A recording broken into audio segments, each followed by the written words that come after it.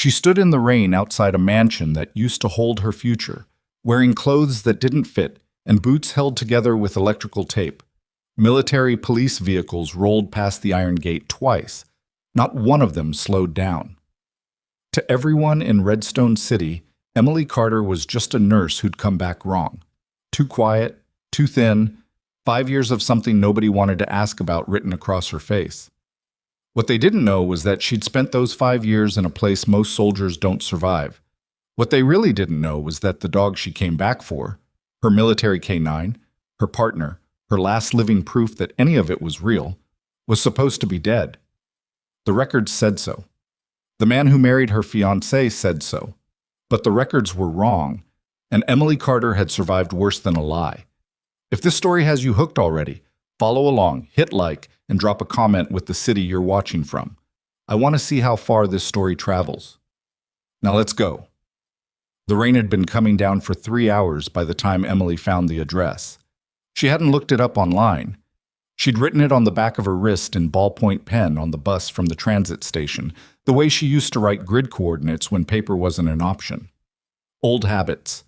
The kind that stick to a person whether they want them to or not. The house was bigger than she expected. Not that she'd been expecting much. Marcus had always talked about making something of himself, and she'd never doubted him, not once in the 4 years they'd been together before her deployment. But this was a different category of wealth. Iron fencing, security cameras on every corner, a Range Rover in the driveway next to a Tesla, both of them newer than anything Emily had ever owned, roses along the front path, the expensive kind that didn't grow wild. She stood at the gate for a long moment, water running down the back of her neck, and looked at the house the way she used to look at unfamiliar territory, cataloging exits, angles, blind spots. It was automatic. She wasn't proud of it. She pressed the intercom button once. The voice that came back wasn't Marcus's. It was a woman's. Clipped, slightly defensive, the voice of someone who'd learned to be cautious about strangers at the gate. "Who is this?" "Emily Carter," she said. "I'm looking for Marcus Webb." A long pause. 1 moment. She waited in the rain. A light went on in an upstairs window, then off again. Through the glass panel beside the front door, she could see movement. 2 shapes, close together, then one of them pulling away from the other. She recognized the way Marcus moved. Even after 5 years, she recognized it. The gate buzzed open. He met her on the front steps, not inside. That told her everything. He was wearing a gray sweater and dress shoes, the kind of man he'd always wanted to be, and he looked older in the way that people look older when they've been comfortable for a long time. He stopped at the top of the steps and looked at her the way you look at something you thought you'd already dealt with. "Emily." He said it like a word in a language he'd mostly forgotten. "Marcus." Neither of them moved toward the other. "I heard you were back," he said. "A couple weeks ago. I didn't know how to—" He stopped. Started again. "You look—" "I'm not here about us," she said. "I'm here about Shadow." Something shifted behind his eyes. Quick, almost invisible. She'd spent 5 years reading rooms and reading people, and she caught it. "Shadow," he repeated. "My dog. My K9. You were listed as the secondary contact for her welfare when I deployed. You were supposed to—" says she. "Emily." His voice dropped. "Careful now. Shadow passed away. It's been almost 3 years. What was the cause of death?" He blinked. "What?" "The cause of death. When a military working dog passes, there's a record. Necropsy report, handler notification, unit documentation. I submitted a formal inquiry through the Army 6 days ago. They sent me the record." She reached into the inside pocket of her jacket and pulled out a folded paper, damp at the edges but legible. "Cardiac failure. She was 4 years old, Marcus. Belgian Malinois and service conditioning don't die of cardiac failure at 4 years old." The woman from the intercom appeared in the doorway behind him. Mid-30s, attractive, wearing a silk robe, and an expression that was working hard to stay neutral.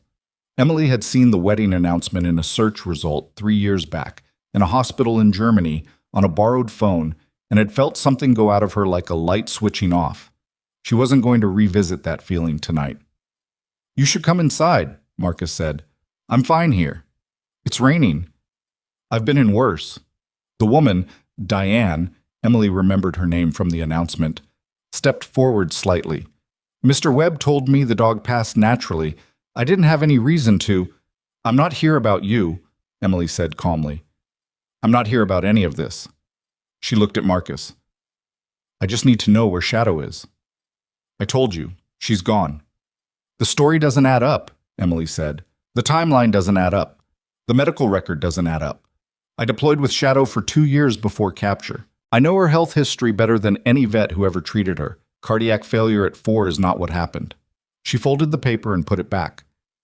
So I'm going to ask you one more time, and I want you to think very carefully about what you say next, because I'm not angry, Marcus. I'm just trying to find her. Where is Shadow? He looked at her for a long moment. Then he looked away. I don't know what you want me to tell you, he said. The truth would be a start. The dog is dead, Emily. I'm sorry. I know that's not what you want to hear. She studied him. The way he was standing, weight shifted back, shoulders tight, not looking at her directly. She'd interrogated people for information under conditions that would break most civilians, and she knew the shape of a person who was lying. He wasn't lying the way people lie when they feel guilty. He was lying the way people lie when they're scared of something. She stepped back from the gate. Okay, she said. He seemed surprised. Okay? I'll figure it out on my own. She turned and walked back toward the street without another word. Behind her, she heard Diane say something quiet to Marcus, and heard his answer, lower still, clipped off at the end like he didn't want to say the rest of it out loud. She didn't look back. The motel she was staying in was called the Pine Brook Inn, which was optimistic because there were no pines visible from any window, and the brook was a drainage ditch behind the parking lot. But it was $42 a night and the lock worked, and after 5 years in places where neither of those things were guaranteed, Emily didn't have complaints. She spread what she had across the bed. The official death record from Army records, which she'd had to request 3 separate times before someone finally sent it. A copy of Shadow's deployment file, redacted in places but still useful. A map of Redstone City printed at a library the day she arrived, with animal shelters, rescue organizations, and veterinary clinics marked in red ink. A short list of names. People who'd known Shadow, people who'd been stationed with Emily before the capture, people who might know something. She'd started calling the shelters 2 days ago. Most of them had no records of a Belgian Malinois matching Shadow's description in the past 3 years. 2 of them had records of a dog that might be close, but the descriptions were vague and both trails went cold. She wasn't deterred. She'd spent 37 months in captivity surviving on less certainty than this. Shadow was alive. She didn't have evidence for that yet. She had something older and harder to explain. A certainty that sat in her chest the way the knowledge of danger had always sat there in the field. Not a feeling, a read. The story Marcus told had the shape of a cover, not a grief. She'd spent enough time around people hiding things to know the difference. She made a list of places to check in the morning and set her phone alarm for 5:30. Then she lay down in her clothes on top of the covers and was asleep inside of 4 minutes, the way combat-trained people learn to sleep, completely and without ceremony, because rest is a resource and wasting it is its own kind of failure. She found the first real lead on the 3rd day. It wasn't at a shelter. It was at a veterinary clinic on the east side of the city, a small practice run by a woman named Dr. Priya Osman, who worked primarily with large breeds and had a reputation in local rescue circles for taking in animals other clinics wouldn't touch. Emily had gotten her name from a woman at the second shelter who'd gotten it from someone else, the way information travels in small communities when it travels at all. Dr. Osman was in her late 40s, direct in the way of someone who'd spent decades dealing with creatures that couldn't tell her what was wrong. Belgian Malinois, military background, Emily said. Female, about 7 years old now, microchipped. I have the chip number. She slid a paper across the desk. Dr. Osman looked at it. This is a military working dog number, she said. Yes. Those dogs don't usually end up in civilian rescue. This one did, Emily said. Or she's somewhere that isn't a shelter. I don't know yet.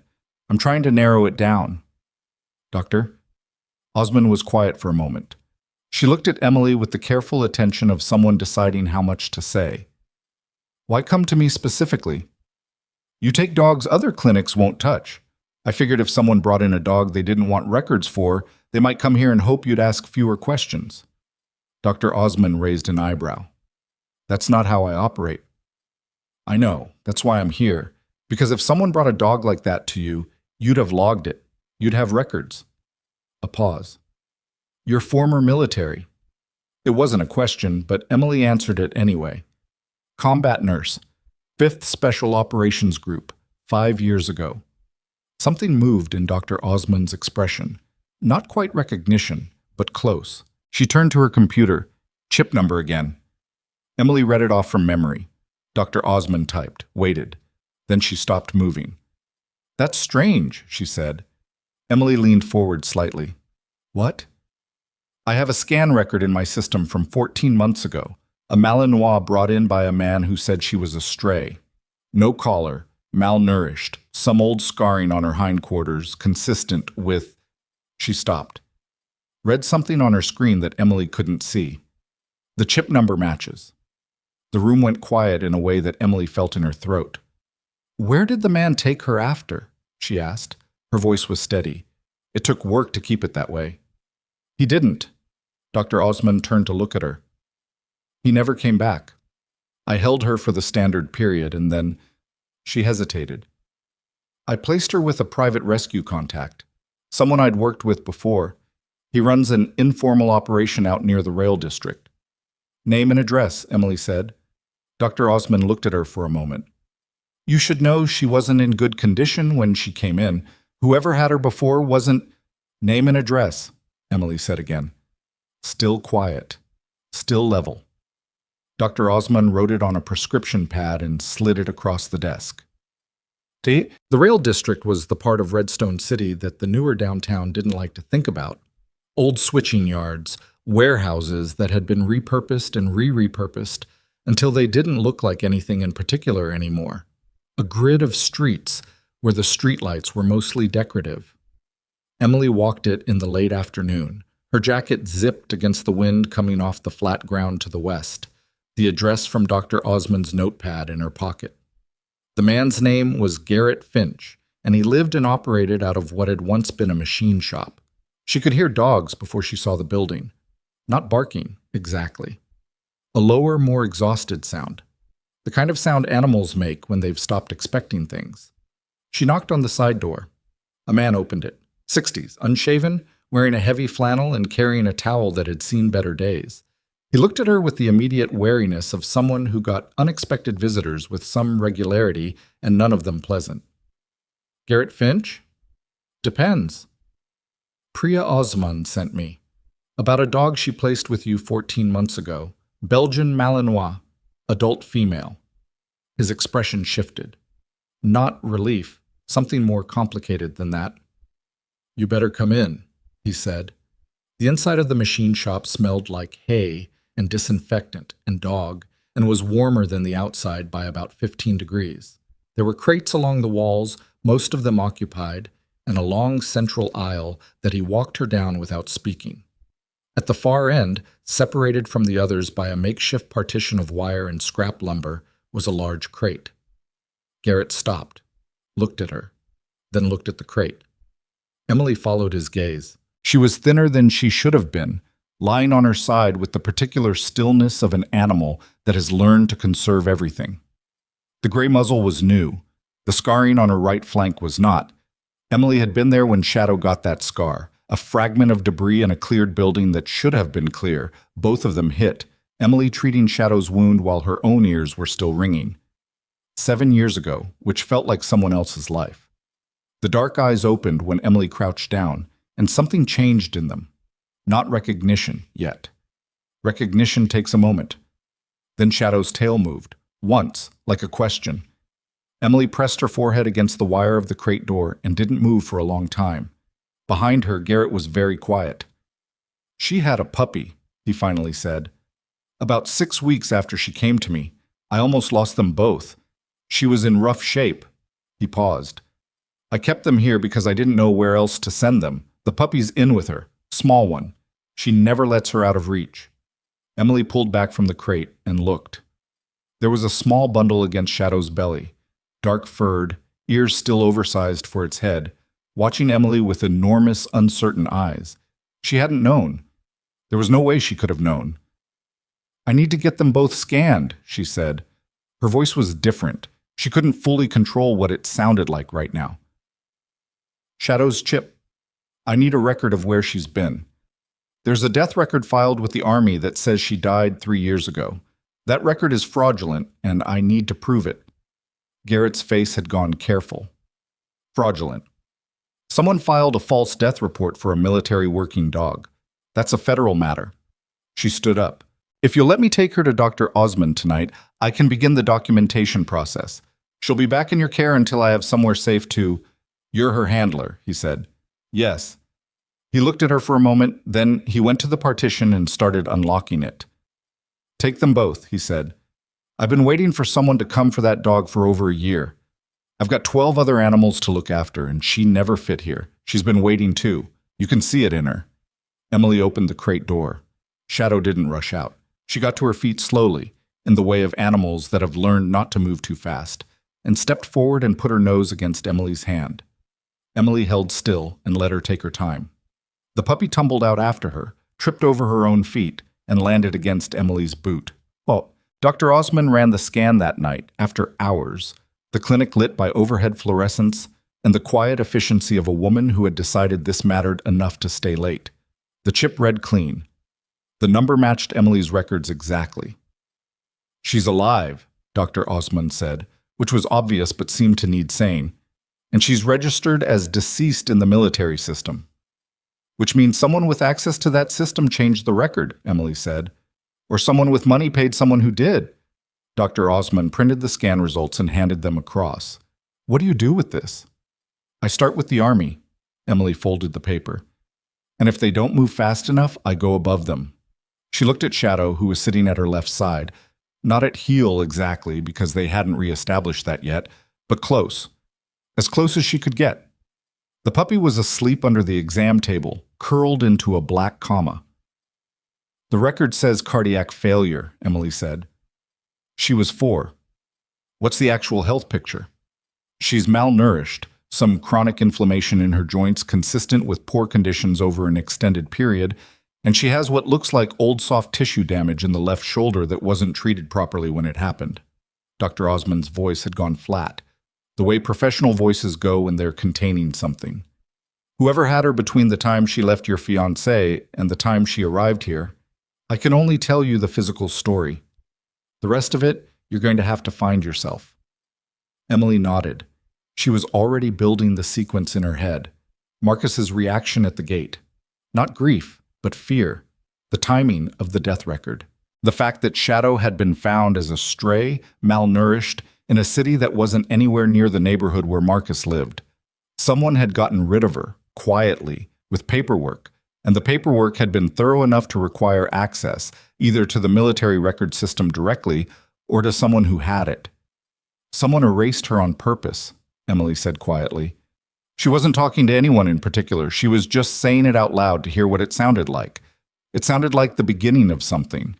She gathered the scan results, the printed chip record, and the official death notice she'd been carrying for 10 days. She put them in the waterproof folder she'd bought at a drugstore 2 blocks from the Pinebrook Inn.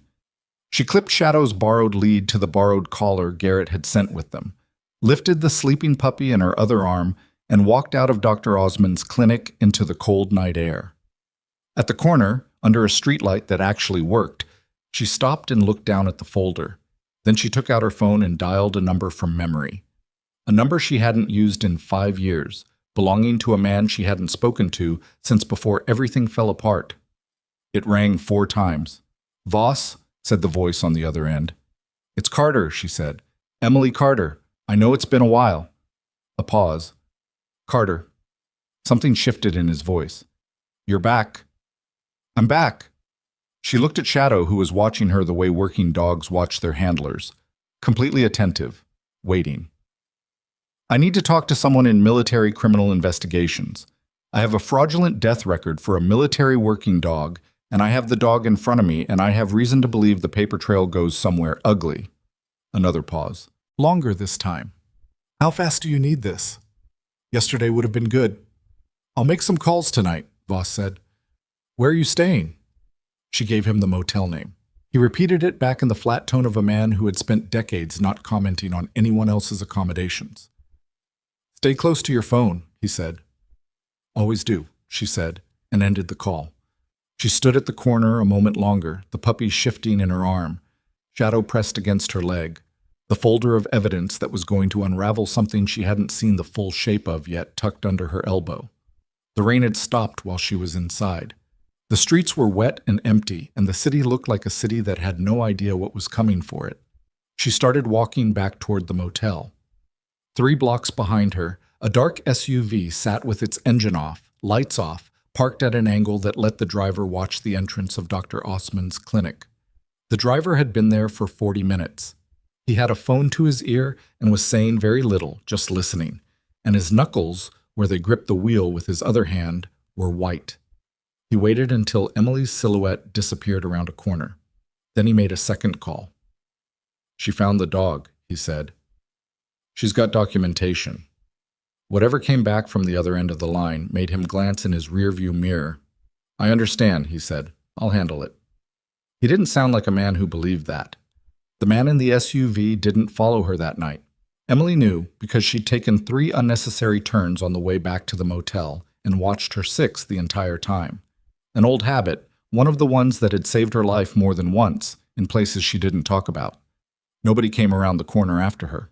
Nobody parked on the street outside the Pinebrook Inn that didn't belong there. Either the man in the SUV had decided to wait, or he'd decided she wasn't worth following yet. Neither option was comforting. She settled Shadow and the puppy in the room. Shadow on the floor at the foot of the bed, the puppy in a cardboard box lined with a motel towel, which the puppy immediately climbed out of and fell asleep against Shadow's back leg instead. Emily sat at the small desk with her folder open and her phone on the table beside her and started writing down everything in sequence, the way she'd been trained to document things. Dates, times, sources, exact wording. Not impressions. Facts. The death record was filed 31 months ago. The timestamp on the filing was 0217, which was the kind of hour when automated systems process paperwork and nobody is watching. The certifying official's name was listed as Colonel R. Harwick, 5th Support Command, which was the unit Emily had been attached to. She'd never met a Colonel Harwick. That didn't mean he didn't exist, but it was worth checking. She wrote it down. Shadow had been found as a stray by a civilian who'd brought her to Dr. Osman's clinic approximately 17 months after the death record was filed, which meant someone had held her for roughly 14 months before she ended up malnourished and wandering the east side of Redstone City. 14 months somewhere. Somewhere with conditions bad enough to leave the kind of marks Dr. Osman had cataloged without expression. She wrote that down too. Marcus had been Shadow's secondary welfare contact. That was standard procedure. When a handler deployed, someone stateside was designated to oversee the dog's care if anything happened. Emily had listed Marcus because she trusted him, and because it was the practical choice. What the records didn't tell her was whether Marcus had actively transferred Shadow to someone, or whether he'd simply stopped looking after her and let someone else step in.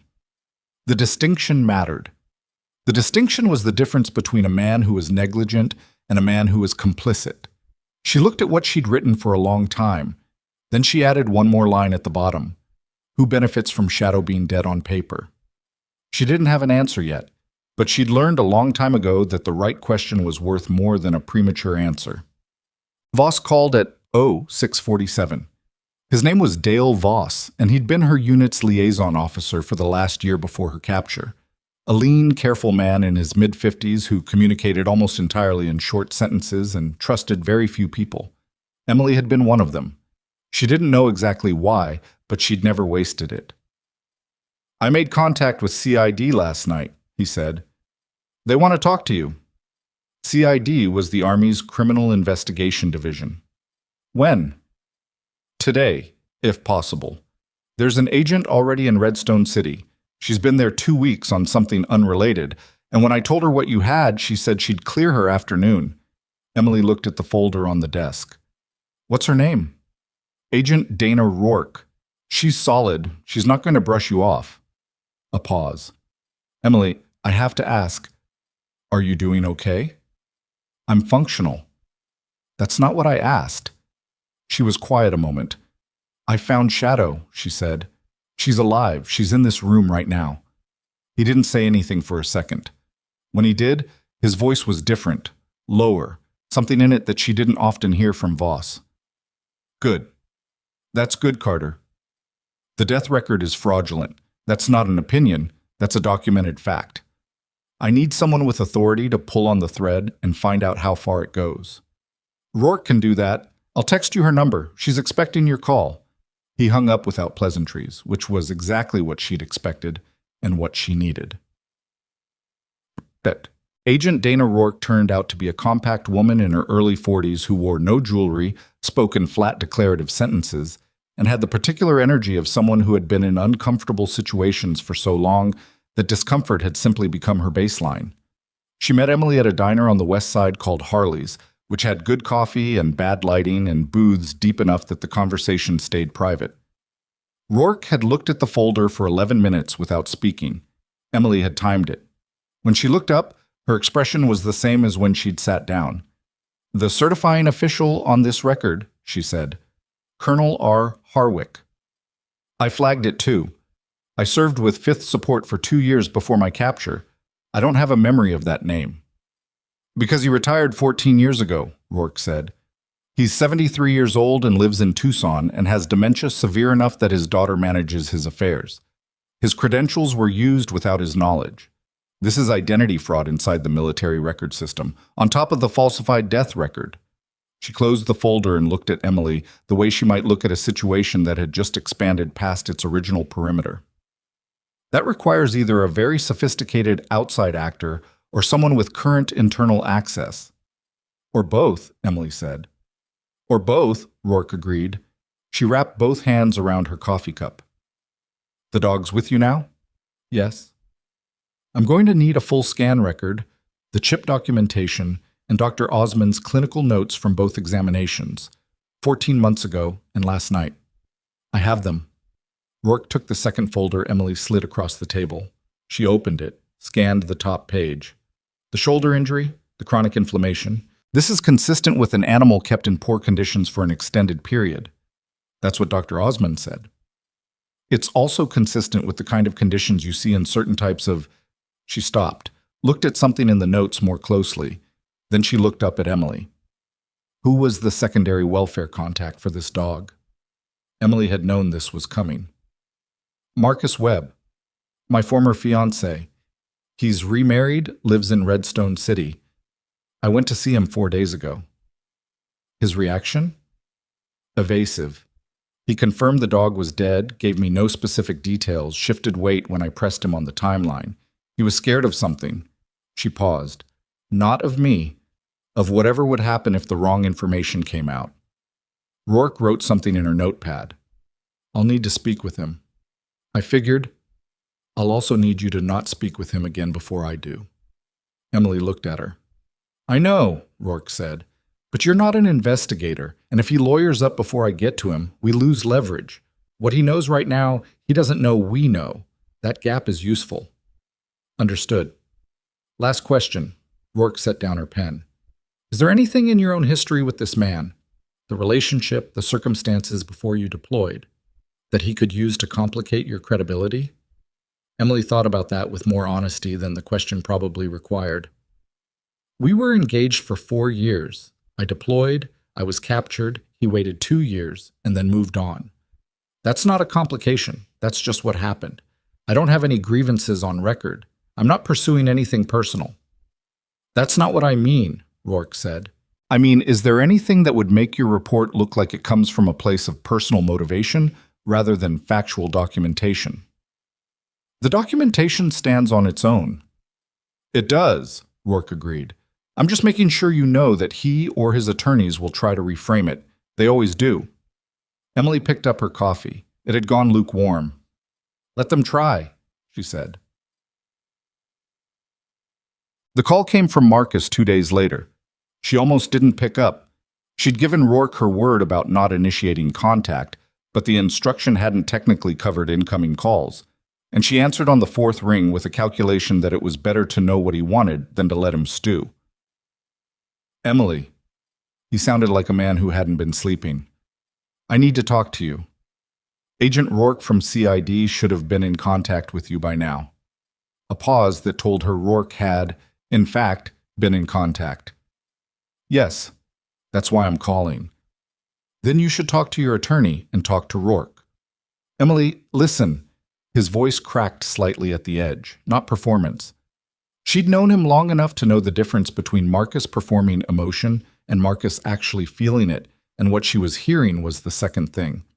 "I didn't know what he was going to do with her. I swear to you. He said he was going to find her a home. He said it was better than a shelter, that he had contacts." "Who?" Emily said. Her voice was very quiet. "I can't." "Marcus." "Who did you give her to?" A long silence. She could hear him breathing, could hear something else in the background. A television, maybe, or someone in another room. "He told me you were dead," Marcus said. "That's what they told us. MIA, presumed dead, 18 months in. I couldn't keep the dog. I wasn't equipped for it. She needed a handler, not just an owner, and she was getting destructive because she wasn't working, and I didn't know what to do with her. He came to me. He said he could place her." His name. Darren Holst. The name came out like he'd been holding it underwater and finally let it surface. "He runs a property management company out of the business district. But that's not all he does. I found out later after Diane and I were all ready." He stopped. "He has operations. Things he keeps quiet. I only found out pieces of it, and I tried to stay away from it because I didn't want to know the rest. And then you showed up at the gate, and I knew you were going to find her, and I knew what it was going to lead back to, and I just—" "Did you file the death record?" Emily asked. No, I didn't even know there was a death record until the agent told me. Holst must have done that, or someone he paid." Emily stood very still in the middle of the motel room, watching Shadow watch her from the floor. "You're going to tell all of this to Agent Rourke," she said. "Everything you just told me, his name, how he approached you, what you know about his operations, everything. He's connected, Emily. He knows people in this city. I don't care who he knows. You're going to tell Rourke, and you're going to tell her today." Another silence. Then, very quietly, "I'm sorry about everything. I know that doesn't—" "Call Rourke," Emily said, and hung up. She sat down on the edge of the bed. Shadow got up and came to her without being called, and pressed her head against Emily's knee with the particular deliberateness of a dog who had been trained to read people and had never stopped doing it even when the training wasn't relevant anymore. Emily put her hand on Shadow's head and sat there for a minute, just breathing, and then she got out her notepad and wrote down the name. Darren Holst. Schwartz. Rourke moved fast after Marcus came in. She didn't share everything with Emily. She was an investigator, not a partner, and Emily understood that distinction and respected it. But she shared enough to keep the picture coherent, because Emily had been the one to crack the case open, and Rourke was not the kind of agent who forgot that. Darren Holst was 48 years old, owner of Holst Property Group, which had offices in the business district of Redstone City and a satellite presence in 2 other cities. On paper, he was prosperous, civic-minded, twice quoted in local business journals about economic development and commercial real estate trends. His LinkedIn profile had over 3,000 connections. He donated to the mayor's re-election campaign. What the business journals didn't cover was the secondary operation that Rourke's contact in the federal task force had been quietly building a file on for the past 11 months. Rourke wouldn't give Emily the specifics yet. The investigation was active, and she didn't want details circulated. But she gave Emily enough. "Breeding operation," Rourke said. They were standing in the parking lot of a grocery store because Rourke didn't want to be in a diner again.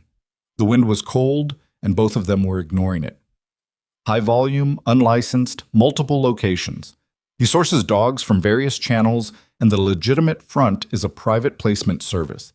He tells buyers he's connecting them with reputable breeders. The reality is, she paused, choosing words. The conditions at the actual facilities aren't what the buyers are told. Emily kept her face neutral. It took work. Shadow. Shadow fits. She's a Belgian Malinois from documented military stock, which in certain circles commands a significant premium. Someone with the right contacts could move a dog like her into a high-end breeding program and charge substantially for access. Rourke looked at her. I'm sorry. I know that's not easy to hear. How many facilities? That's what the task force is working on. They had a partial location list before your call came in. Your documentation, the false death record, the chip scan, the medical records. It adds a layer they didn't have. It connects the operation to military record fraud, which pulls in federal jurisdiction that they were having trouble establishing on animal cruelty statutes alone. Emily processed that. My documentation gives them the federal hook. Yes. Then use it. Rourke looked at her steadily. There's a compound, about 40 miles east of the city, off a rural highway.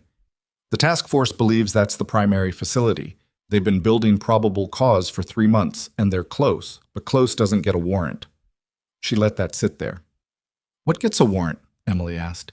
A credible witness with documented evidence of a specific animal's illegal transfer, combined with a fraudulent military record that constitutes federal identity fraud. Rourke held her gaze. That's you, Carter. Emily understood what was being asked. You need me to make a formal statement. I need you to sit with a federal prosecutor tomorrow morning and give a full account of everything. The death record, the chip scan, Shadow's medical history, what Marcus Webb told you, the chain of custody from Webb to Holst. Everything. She paused. If you do that, the prosecutor believes we have sufficient grounds. The task force moves within 72 hours. Then I'll be there at whatever time you say. Rourke nodded once, the nod of someone who had expected that answer, but was still relieved to hear it.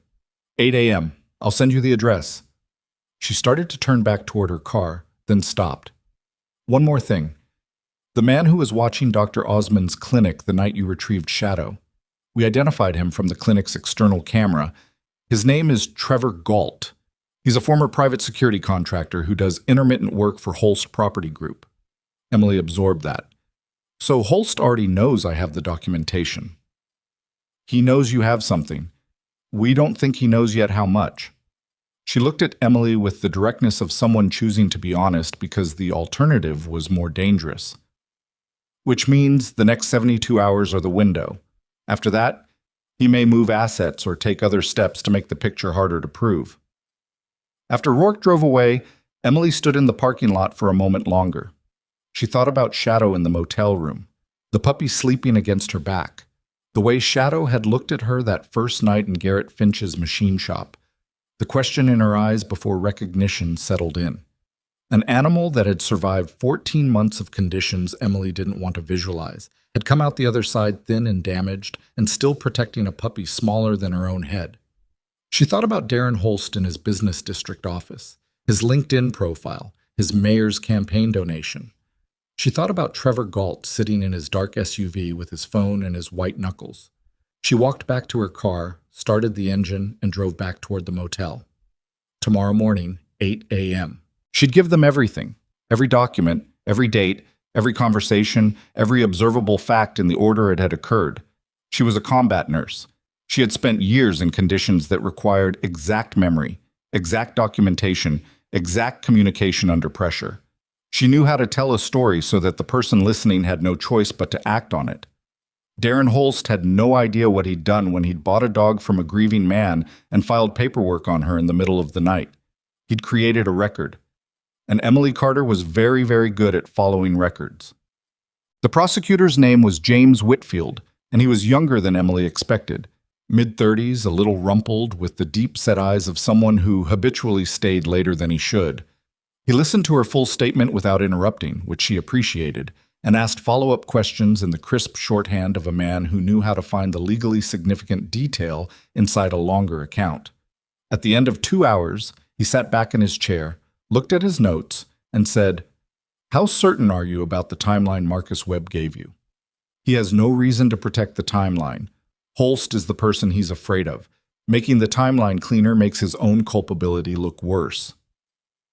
Whitfield made a sound that wasn't quite agreement and wasn't quite doubt. The death record. The certifying credentials stolen from a retired officer with dementia. He set his pen down. That alone is... He stopped himself. I'm going to be very direct with you, Ms. Carter. What you've brought us has closed a gap we've been trying to close for 3 months. I want you to understand that this doesn't happen without what you documented. I want it to be enough for the warrant, Emily said. It is. He picked his pen back up. I'll have the affidavit filed by noon. If the judge signs today, the task force moves tomorrow. Emily nodded. There is one thing. He looked at her carefully. Holst has a legal team on retainer that is considerable. They will look at every aspect of your documentation and your history and your conduct in this case, and they will look for anything that compromises your credibility as a witness. If there is anything, there isn't. I'm not suggesting there is. I'm asking you to be prepared for the attempt. He held her gaze. You were captured in a classified operation. Some of your service history is going to be difficult to verify publicly. Defense attorneys use that. They call it the gap. They try to suggest that unverifiable history is the same as disputed history. Emily looked at him evenly. My medical records from captivity will be submitted to the DOD if relevant. My unit commander at the time of my deployment can be contacted directly. Dr. Osmond's records are clean, Garrett Finch's records are clean, and the chip documentation is literally a federal database entry that no one on Holst's legal team can alter. She paused. They can try to complicate who I am. They can't change what I brought you. Whitfield studied her for a moment. Then he smiled, just briefly. The smile of someone who had been doing this long enough to recognize a person who wasn't going to be shaken. No, he said. They can't. She drove back to the motel to wait. The task force was moving tomorrow. 72 hours had compressed to 24. She had her documentation, Rourke had her statement, Whitfield had his warrant affidavit, and Marcus Webb had given a recorded account that corroborated her timeline at every point where their knowledge overlapped. Darren Holst was in his business district office, or his large house, or somewhere comfortable, and he did not yet know what was 40 miles east of the city at a rural compound was about to be walked into by people carrying federal authority and the exact evidence they needed. She was sitting on the floor of the motel room with Shadow's head in her lap and the puppy chewing thoughtfully on the lace of her left boot when her phone buzzed. Not Rourke, not Voss, not Whitfield. The number wasn't in her contacts, but she recognized the area code. Redstone City, local. She answered. Ms. Carter. The voice was male, measured, the voice of a man who was used to being listened to. My name is Darren Holst. I think we should talk before this gets any further out of hand. Emily didn't move. Beside her, Shadow raised her head. I'm listening, Emily said. I understand you've been doing some investigative work. I understand you're angry, and I think your anger is completely understandable given the circumstances. His tone was warm, even, the tone of a man managing a situation. But I want to be very clear with you that the picture you have is incomplete, and some of the information you've been given is inaccurate. And if you proceed the way I understand you're planning to proceed, you are going to cause significant damage to people who don't deserve it. Such as? Marcus Webb is not a bad man. He made a decision under grief that he regrets. If you move forward, and this becomes a federal matter, he's going to be caught in the middle of something that will ruin his life, his wife, his business. He paused. I'm not asking you to drop anything. I'm asking you to have a conversation with me directly so that I can give you the full picture. She said nothing. I also want you to know, he continued, that the dog, Shadow, I believe you call her, she is being well cared for. Whatever you've been told about conditions, I have the dog, Emily said. A silence. Shorter than it should have been, which told her he'd already known that. Then you know she's in good condition. I have her veterinary records from last night and from 14 months ago, Emily said. I have her chip scan. I have her official death record, which was filed using credentials stolen from a retired officer who has dementia. I have a statement from Marcus Webb. She kept her voice completely level. I don't need the full picture, Mr. Holst. I have the picture I need. Another silence. Longer this time. When he spoke again, the warmth was still there, But something underneath it had changed, a texture in his voice that reminded her of the way a room feels the moment before something violent happens. Ms. Carter, I'd strongly encourage you to think carefully about what you're starting here. You've been through a great deal. You came back to a city that moved on without you. That's an incredibly difficult thing, and I have genuine sympathy for it. But a woman in your situation, limited resources, complicated history, no fixed address, he let that sit. I'd encourage you to consider whether this is a fight you can actually sustain. Emily looked at Shadow. Shadow looked back at her. Thank you for the call, Emily said. She ended it, put the phone face down on the floor, and sat very still for exactly 3 seconds. Then she picked the phone back up and called Rourke. Holst just called me directly, she said when Rourke picked up. He knows about the warrant request. The silence on Rourke's end had a different quality than Holst's silences had. It was the silence of someone recalibrating very fast. He has a source, Rourke said, either in the prosecutor's office or in the task force. He tried to intimidate me, subtly, but the structure was clear. Emily paused. Rourke, if he has a source in the task force, I know, Rourke's voice was tight. I know exactly what that means. He's going to move before the warrant goes through. Possibly. Which means, if there are dogs at that compound, Carter, Rourke's voice dropped, very deliberate. Listen to me carefully. Do not go to that compound. Do you understand me? Whatever you're thinking right now, the answer is no. Emily was quiet. Carter? I hear you, she said. She put the phone down. She looked at the address she'd written in the corner of her notepad 3 days ago. The rural highway, the compound 40 miles east, the address she'd gotten from a name buried in Dr. Osmond's contact records. A former client who'd once mentioned in passing that he'd seen dogs at a property out east, more dogs than made any kind of normal sense. She hadn't told Rourke about that address. She'd been waiting to see if she needed it. She looked at Shadow. Shadow had her ears forward, watching Emily's face with the complete attention of a dog who had worked alongside a human long enough to know what a decision looked like. Outside the motel window, a truck pulled into the lot and sat with its engine running. Emily got up slowly and moved to the edge of the window without touching the curtain, and looked out through the gap at the edge. The truck had no plates. The truck sat for 4 minutes without anyone getting out. Emily counted. She stood at the edge of the window with 2 inches of visibility through the curtain gap, her breathing controlled and shallow, and she counted. 4 minutes was too long for someone lost or looking for a room number. 4 minutes was surveillance or intimidation, or both. Shadow had moved to her left side without being told.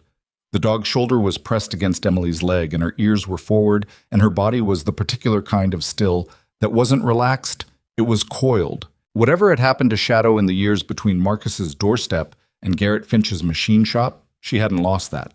Some things go deep enough that nothing can reach them. On the floor behind them, the puppy was still chewing the bootlace. Emily moved back from the window, picked up her jacket, and put it on. She checked her phone. No call back from Rourke yet, which meant Rourke was either on another call or already moving pieces she couldn't see. She didn't wait. She clipped Shadow's lead, tucked the puppy into the inside of her jacket with the dog's small, warm weight against her ribs, and went out the back. The motel had a service exit through the laundry room that led to an alley running parallel to the main lot. She'd identified it on day 1, the way she identified exits in every space she occupied, and she moved through it now without hurrying, because hurrying draws attention, and attention was what she didn't need.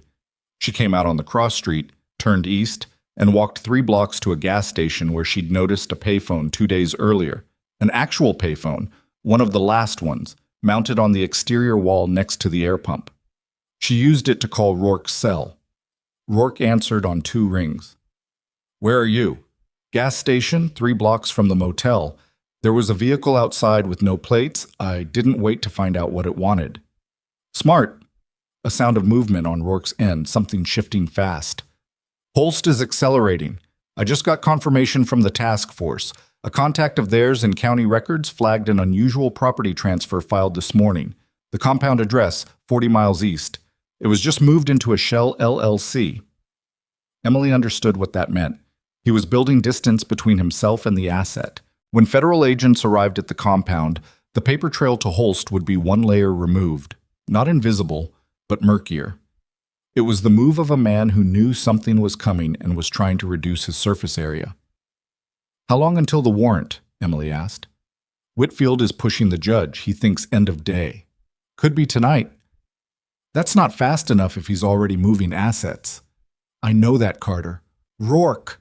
She kept her voice down, a habit from years of conversations that needed to stay between two people. "I have an address for the compound. I got it independently. Not from the task force, not from your investigation. A former client of Dr. Osmond's mentioned it in passing weeks before any of this started, and I found it in her contact notes when she let me look through records relevant to Shadow's intake." Silence on Rourke's end. Then, "You're telling me this now?" "I'm telling you this now because Holst just called me personally, which means he has a source somewhere close to your chain of command, and I didn't want the address in any system that source could access before the warrant was signed." Another silence. Rourke's silences had texture. This one had the particular density of someone recalculating trust in real time and coming out on the right side of it. "Send it to me directly, my personal cell, not the task force channel." "Sending now." She texted it from her own phone and waited. "Got it," Rourke said. "Stay where you are. Do not go east. I mean that." "I heard you the first time." "You heard me. That's different from meaning it." Rourke paused. "There's a federal safe house location I'm going to text you. Take the dogs there and stay put. One of our people will be there within the hour." Emily looked down at Shadow, who was sitting at her feet watching the street with the methodical attention of an animal that had never fully stood down. "Rourke, if he's moving assets, that includes the animals. If they clear that compound before the warrant, I know. Those dogs can't be moved again. Some of them probably won't survive another move." "Carter." Rourke's voice was sharp and quiet at once, the voice of someone saying stop without wanting to say it out loud.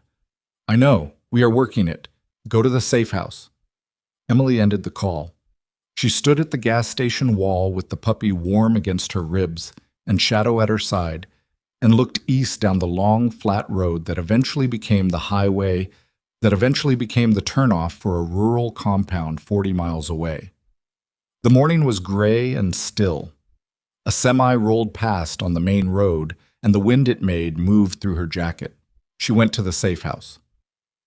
The safe house was a rented house in a quiet residential neighborhood, 3 bedrooms and a detached garage, and a fence around the yard that gave Shadow room to move. The agent who met her there was young, late 20s, crew cut, introduced himself as Farrell, and didn't volunteer anything else. He set up a laptop on the kitchen table and monitored something on a secure channel and didn't talk to her except to ask if she needed water. She didn't need water, she needed the warrant to go through. It went through at 4:17 in the afternoon. She knew because Rourke called her the moment it cleared. "We're moving," Rourke said. "Task force plus 2 federal marshals plus a specialized animal welfare unit out of the state AG's office. Estimated arrival at the compound in 60 minutes. I want to be there."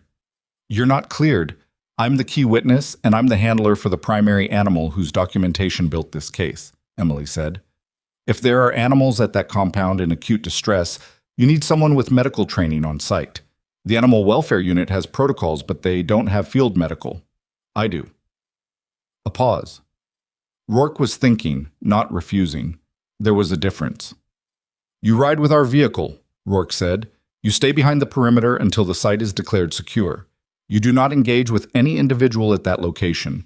You follow every instruction immediately. If I tell you to get behind something, you get behind it. Understood?" "I mean it, Carter. The moment you stop being an asset and start being a liability, I pull you back. I've operated in worse conditions than this. I know you have. That's part of what worries me." The convoy was 4 vehicles, 2 task force SUVs, 1 federal marshal vehicle, and a white van from the animal welfare unit. Emily rode in the second task force vehicle next to an agent named Delaney, who said approximately 4 words the entire drive and spent the rest of the time checking his sidearm and watching the road. Shadow was in the back cargo area on a blanket. The puppy was at the safe house with Farrell, who'd looked at her with the expression of a man who had not signed up for puppy duty but was adjusting. The compound was visible from the highway turnoff, a cluster of low metal buildings behind a chain-link fence topped with wire, set back from the road on flat scrubland with nothing around it for a quarter-mile in any direction. One access road. A truck parked inside the fence line. No visible movement from the road, but Emily could see cameras on the fence posts. Rourke's voice came over the vehicle radio. "They have visual of the convoy. We go now, before they start anything they'll regret." The vehicles accelerated. What happened in the next 4 minutes was not the clean, decisive sequence that gets described in briefings. Emily had been in enough real situations to know the difference between how things are supposed to go and how they actually go, and this went the way real things go, fast and loud and slightly wrong in 3 separate places at once. The gate was locked, which they'd expected. The bolt cutters dealt with it in under 30 seconds. What they hadn't expected was the second vehicle parked behind the main building, engine running, which Delaney spotted at the same moment it started moving, not toward the gate, but toward the far fence line, where the chain link was older and thinner. "Vehicle fleeing east," Delaney said into the radio, already pushing open his door. "Requesting intercept." The third SUV broke from the convoy line to cut it off. Emily stayed in the vehicle the way she'd been told, watching through the windshield as the task force agents moved into the compound in the practiced pattern of people who did this for a living. She kept track of where each of them was without meaning to, a habit left over from coordinating casualty response in active environments. Shadow was up in the cargo area, nose to the window. The fleeing vehicle didn't make it to the fence. The third SUV caught it at an angle and forced it to a stop on the scrubland, and 2 agents had the driver out and face down before Emily could see clearly who it was. Rourke's voice on the radio. "Site partially cleared. We have approximately—" A pause, something happening off mic. "We have a significant number of animals, requesting medical support inside the perimeter." Emily was out of the vehicle before Rourke finished the sentence. The smell hit her first, ammonia and damp, and something organic underneath that she recognized from field medicine. The smell of animals in poor condition, the particular weight of it that sits in the back of the throat. She'd treated human casualties in environments with this smell layered over everything else, and her body responded to it before her mind caught up, stepping into a mode she hadn't needed in 5 years but hadn't lost. The main building was a long metal structure divided into sections by wire partitions. The animal welfare unit's 2 specialists were already inside, moving between sections, and Emily came in behind them and started doing what she was trained to do. Systematic rapid assessment. Not emotional. Practical first, emotional later. Because if you let the second thing happen before the first thing is finished, you stop being useful. There were 23 dogs. She counted as she moved. Various breeds, various sizes, various conditions. Some of them were in reasonable shape, thin but mobile, no acute injuries visible. Others were not. A male Rottweiler in the third section was down on his side and not responding to sound. Emily crouched beside him, checked his gums, pale, capillary refill slow, checked his breathing, found it shallow and irregular. "This one needs IV fluids and thermal support now," she said to the nearest welfare specialist, a woman with short gray hair and the efficient hands of someone who knew what she was looking at. "He's in early shock. If he's been like this more than a few hours—" "We have equipment in the van," the woman said. "I'm Kessler. What's your training?" "Combat nurse, Army. 5 years emergency and trauma and field conditions." Kessler looked at her for exactly 1 second. Then, "Come with me." They worked for the next hour in the kind of focused silence that happens when people who know what they're doing get to just do it. The Rottweiler came back, slowly, a degree at a time, his color improving once the fluids were running and they had a thermal blanket under him. 2 other dogs needed immediate attention. One had an infection in her foreleg that had gone untreated long enough to be concerning, but not long enough to be irreversible. One was so dehydrated his skin stayed tented when Kessler pinched it. Emily moved between them without stopping, because stopping meant thinking about the space around her. The cramped sections, the wire, the smell. And she didn't have room for that right now. Outside, she could hear the agents working, voices, equipment, the sound of the fleeing vehicle's driver being formally arrested. At one point, she heard Rourke on the radio saying Holst's name in a tone that meant something was happening somewhere else, something that wasn't the compound. She filed it and kept working. It was Shadow who found the last section. She'd been off lead since Emily came inside. Rourke hadn't commented on it, and Emily had made the call without overthinking it, because Shadow was a trained working dog, and she was useful. She'd moved through the building with the quiet, systematic attention of a dog doing what she was built to do. And now she stopped at a door in the back wall that looked like a supply closet and pressed her nose to the gap at the bottom and stood very still. Emily crossed to her. The door was padlocked. She found Delaney 3 sections over and told him, and he came back with bolt cutters from his kit without asking questions. And when the padlock came off and the door swung open, Emily understood why it had been separate from the rest. Inside were 6 animals in individual crates, 3 Belgian Malinois, 1 German Shepherd, 1 Dutch Shepherd, 1 mixed breed that showed all the physical markers of working dog lineage, all of them with identification tattooed in their ears. Military tattoos, the kind that shouldn't be on any animal that wasn't either still active or formally and legitimately retired. Emily stood in the doorway for a moment.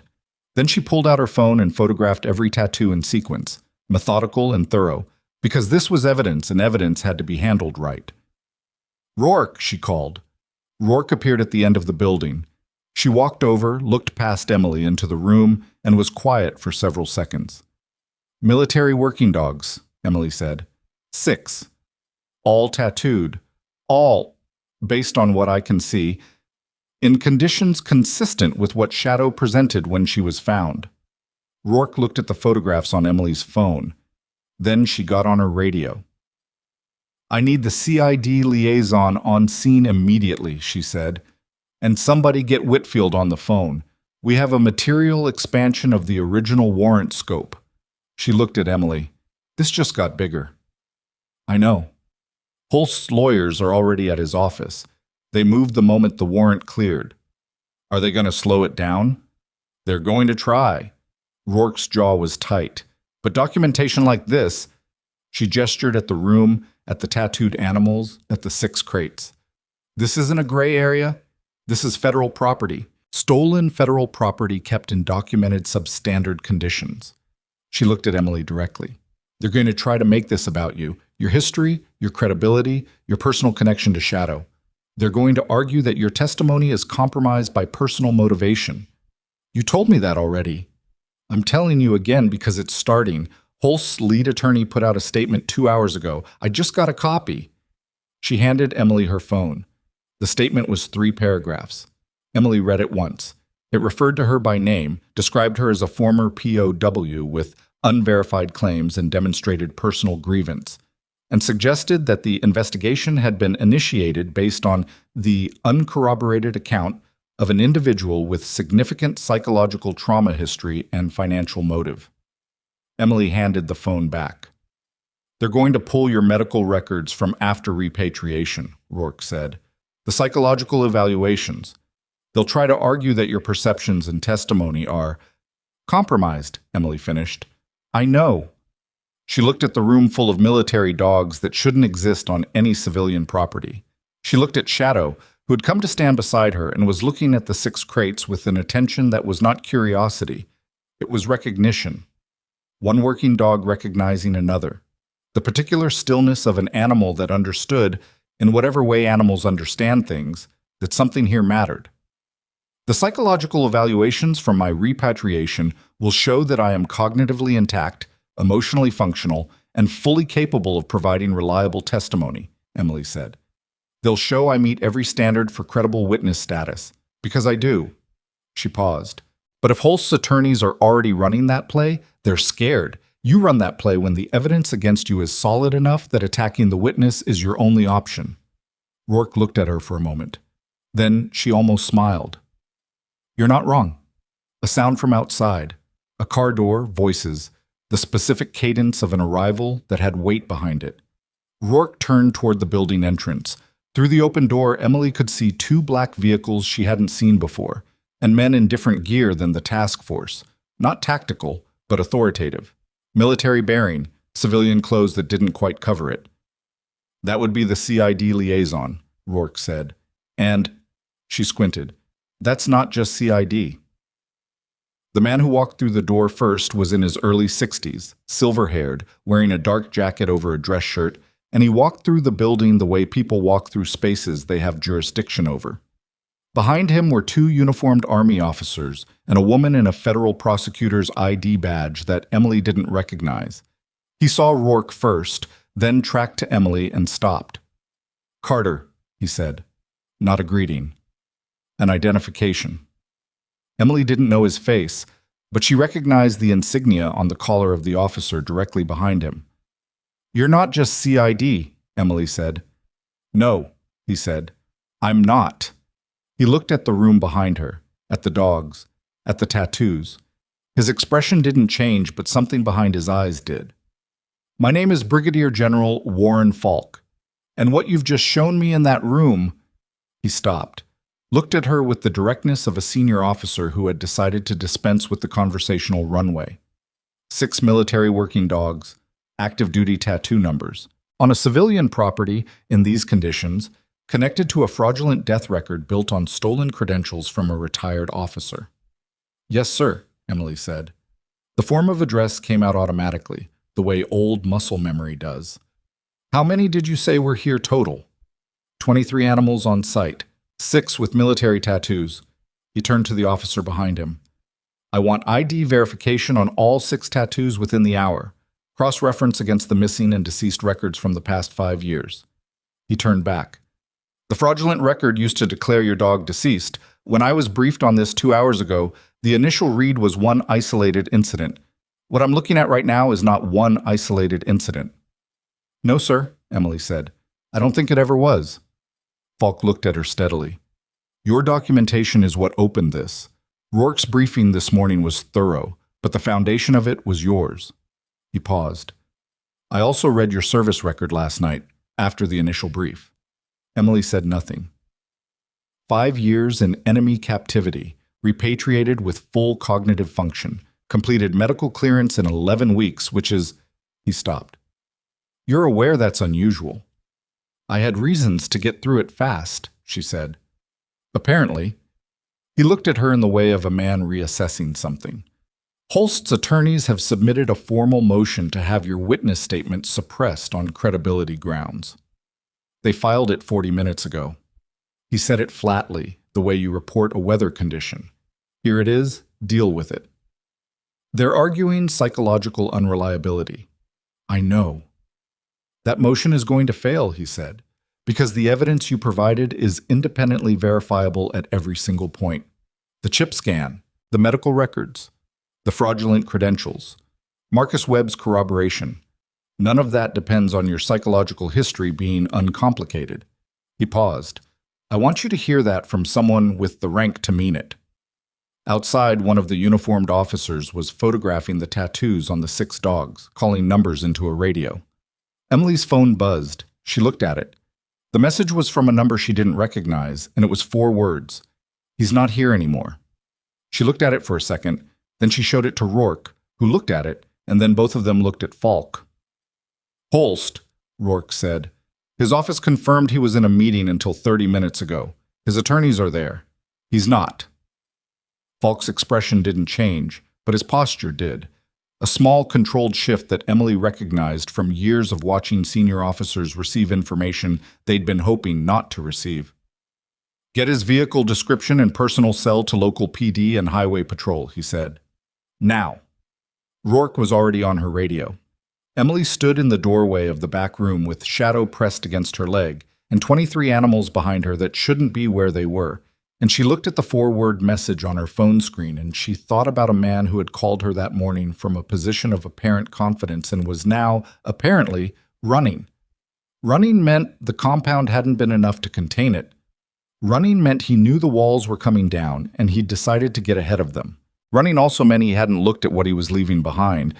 The room, the tattoos, the animals, the documentation trail that Emily had been building for 10 days, with the patience of someone who had spent 5 years learning that survival is just consistent action under pressure, repeated until the situation changes. She put the phone in her pocket. "He won't get far," she said, mostly to herself. But Shadow heard her, and the dog pressed her head briefly against Emily's hand, and then stood up straight again and looked at the door, and looked back, and waited. The way a working dog waits when she knows the job isn't finished, but she trusts the person beside her to know what comes next. Outside, the radios were all going at once. They found Holst's car at a regional airstrip 22 miles north of the city. Not a commercial airport, a private strip, the kind that catered to small charter operations and wealthy men who preferred not to wait in lines. The car was a silver Mercedes, parked badly at the edge of the tarmac with the driver's door still open, which told the highway patrol officer who found it that the departure had been unplanned in some crucial way. The keys were still in the ignition. A phone was on the passenger seat, and the phone had 11 missed calls from a number registered to Holst Property Group's primary legal account. Rourke got the report at the same time as Emily, because Emily was standing next to her when the call came in and Rourke had stopped bothering to step away. He had a charter arranged, Rourke said, mostly to herself. Or he thought he did. Did anything take off in the last 2 hours? Emily asked. One aircraft, 40 minutes ago. Single engine filed a flight plan to a private field in, Rourke listened to her radio, New Mexico. She looked at Emily. He's on it. Then you know where he's landing. We know where he filed to land. That's not always the same thing. She was already dialing. The FAA and U.S. Marshals are going to have a very busy afternoon. Emily left her to it and walked back inside the main building, where Kessler and her assistant were finishing their triage documentation. The Rottweiler, who'd gone into early shock, was stable now, alert enough to track movement with his eyes, and Emily crouched beside his crate and checked his color one more time. Pink, refill under 2 seconds, breathing unlabored, and felt something release in her chest that she hadn't realized she'd been holding. She'd worked on human casualties in the field who didn't come back the way this dog had come back in the last 2 hours. Sometimes it went well. Sometimes you did everything right, and it still didn't go well, and you carried that and you kept moving. The going well part never stopped meaning something. You've done this before, Kessler said from behind her. Not a question. Different context. Same skills. Kessler was writing on a clipboard, not looking at her. The dehydrated shepherd in Section 2. You caught the tent test result before I did. I've been doing this for 16 years. Emily didn't have an answer for that, so she didn't offer one. Where'd you serve? Kessler asked. Mostly places that weren't on public maps. Kessler made a sound that was probably as close to a laugh as she got on active sites. I was Army Reserve, long time ago. Combat Support Hospital, Fort Drum. 2 deployments. She capped her pen and looked at Emily. You know what I noticed in the first 5 minutes you were in here? What? You never stopped moving. Some people come into a site like this and they freeze. Not from fear, just from the weight of it. You didn't do that. Emily stood up from the crate. You freeze, animals die. That's right. Kessler nodded at the building around them, with its 23 animals and its wire partitions and its smell. These animals need about 72 hours of intake care before they're stable enough for placement assessment. The 6 with military tattoos will be transferred to a DOD-designated veterinary facility pending CID confirmation of their identities. She paused. But the others, the ones who came through regular commercial channels, the ones Holst sourced from wherever he sourced them, those are going to need something, people who know what they're looking at. Emily understood what she was offering, but not quite saying. I'm a witness in a federal case. I don't know what my next few weeks look like. No, Kessler said, but I'm going to give you my card, and whenever you know, you call me. Falk spent the afternoon on his phone at the far end of the building, and the conversations he was having were above Emily's clearance, and she knew it and didn't try to get close. What she could observe was the pace of them, short, decisive, no long explanations, and the effect they seemed to have on the 2 uniformed officers who came and went with information. Things were moving somewhere above the visible line of the case, in the layer where rank and institutional authority did the work that field evidence had made possible. The tattoo verification came back at 1748.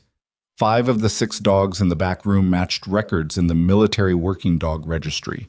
Not deceased records, missing records.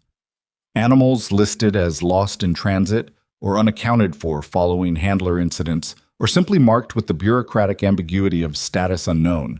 The sixth dog's tattoo number had been partially obscured, possibly deliberately, and the verification was still pending. Falk read the report, folded the paper, and walked over to Emily. 5 confirmed, he said.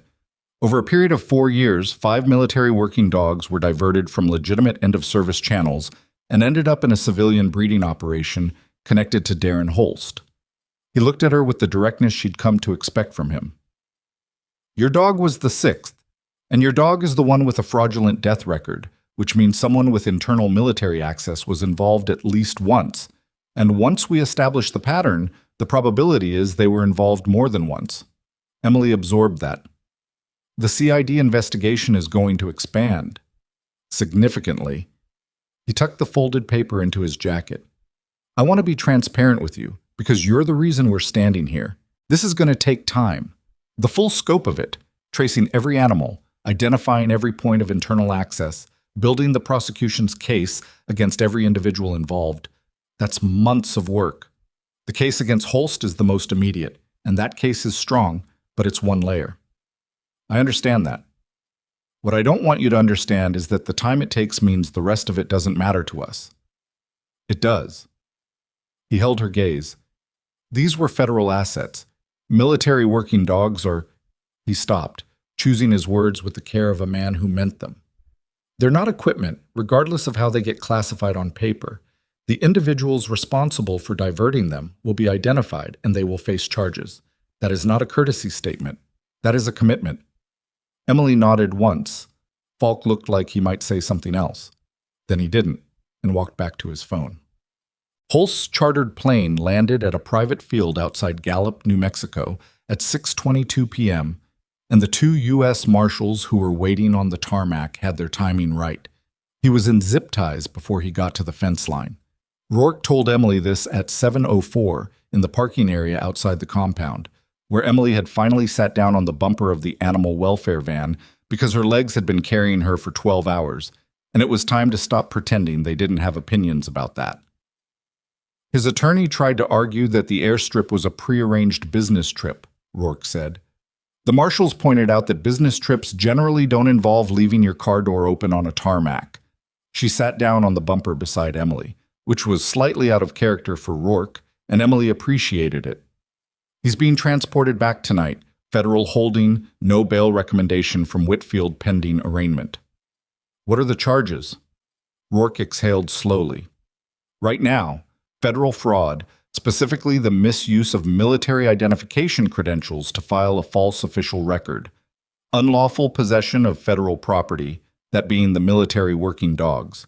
Interstate transport of animals for unlicensed commercial breeding, which is a federal offense under the Animal Welfare Act. And, she paused, the driver of the vehicle that tried to breach the fence. His name is Roy Nasser. He talked almost immediately. He's been working for Holst for 6 years. He gave us 3 additional property addresses connected to the operation, one of which is outside Redstone City, and 2 of which are out of state. Emily looked at her. 3 more. We're coordinating with field offices in those jurisdictions tonight, which means the 23 animals here are not the total picture. The total picture was something Emily had suspected since the back room, since the 5 tattoo verifications, since the pattern had begun to show its actual size. She'd been tracking it in the methodical part of her mind while her hands were doing the medical work, the way she'd learned to track tactical situations in the field, maintaining the larger map even when you're focused on the immediate grid square. How many total animals are we talking about? She asked. Too early to say. Nasser's estimate was... Rourke stopped, like she was deciding how much to front load. He said upward of 80 animals across all sites. He didn't know exact numbers. Emily looked at the scrubland. The light was going, the flat terrain turning gray in the early evening, and the compound behind her was lit by work lights that the task force had brought in on stands. It looked different in artificial light. More clinical, more like what it was.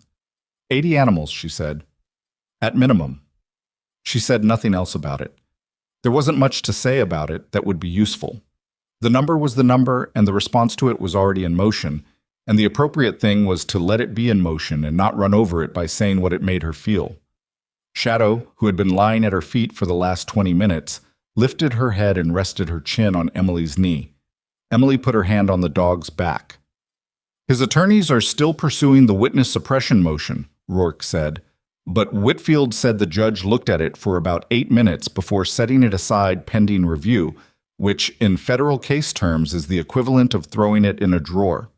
She paused. The psychological history argument, it's not going to work. Your repatriation evaluation records were pulled this afternoon by our office and reviewed by a DOD-cleared clinical consultant.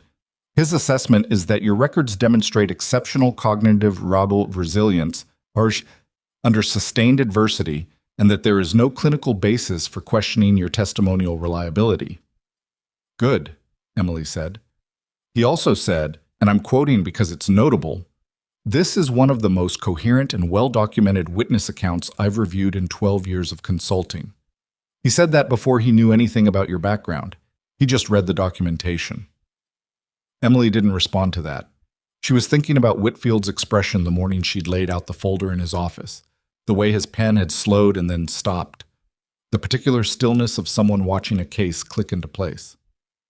Holst's statement to the marshals was that he acted in good faith acquiring animals from third-party sources, Rourke continued, that he had no knowledge of the military origin of the dogs in the back room, that the death record was, quote, "not something I had any involvement with, and I'd like to understand where that claim originates." "He told me on the phone that Shadow was well cared for," Emily said, "by name. He used her name." Rourke looked at her. He said, "The dog, Shadow, I believe you call her, she is being well cared for." He'd been briefed on exactly which dog was mine and what I called her. A man with no knowledge of the military dogs at his compound wouldn't have been briefed on my dog's name. Rourke pulled out her notepad. "Say that again slowly." Emily repeated it word for word. She had the conversation memorized. She'd been composing it into a statement format since the moment she'd ended the call, because she'd known even then that what he said would matter later. "That's going to come up at arraignment," Rourke said, writing.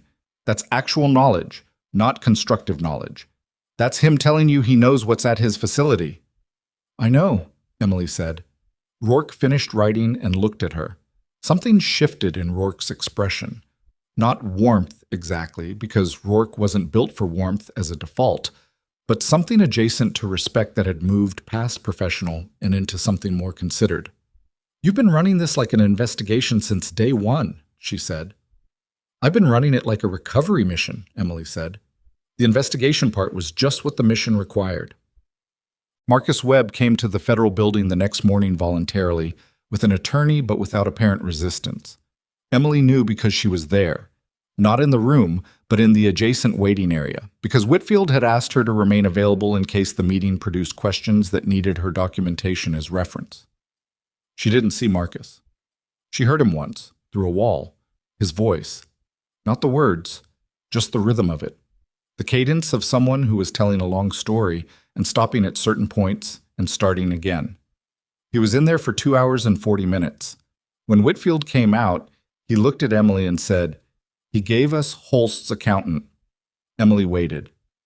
The accountant managed the financial structure of the breeding operation through a series of LLCs that Holst Property Group maintained for investment purposes. Webb wasn't involved in the financial side, but he overheard a conversation 3 years ago at an event at Holst's house between Holst and the accountant.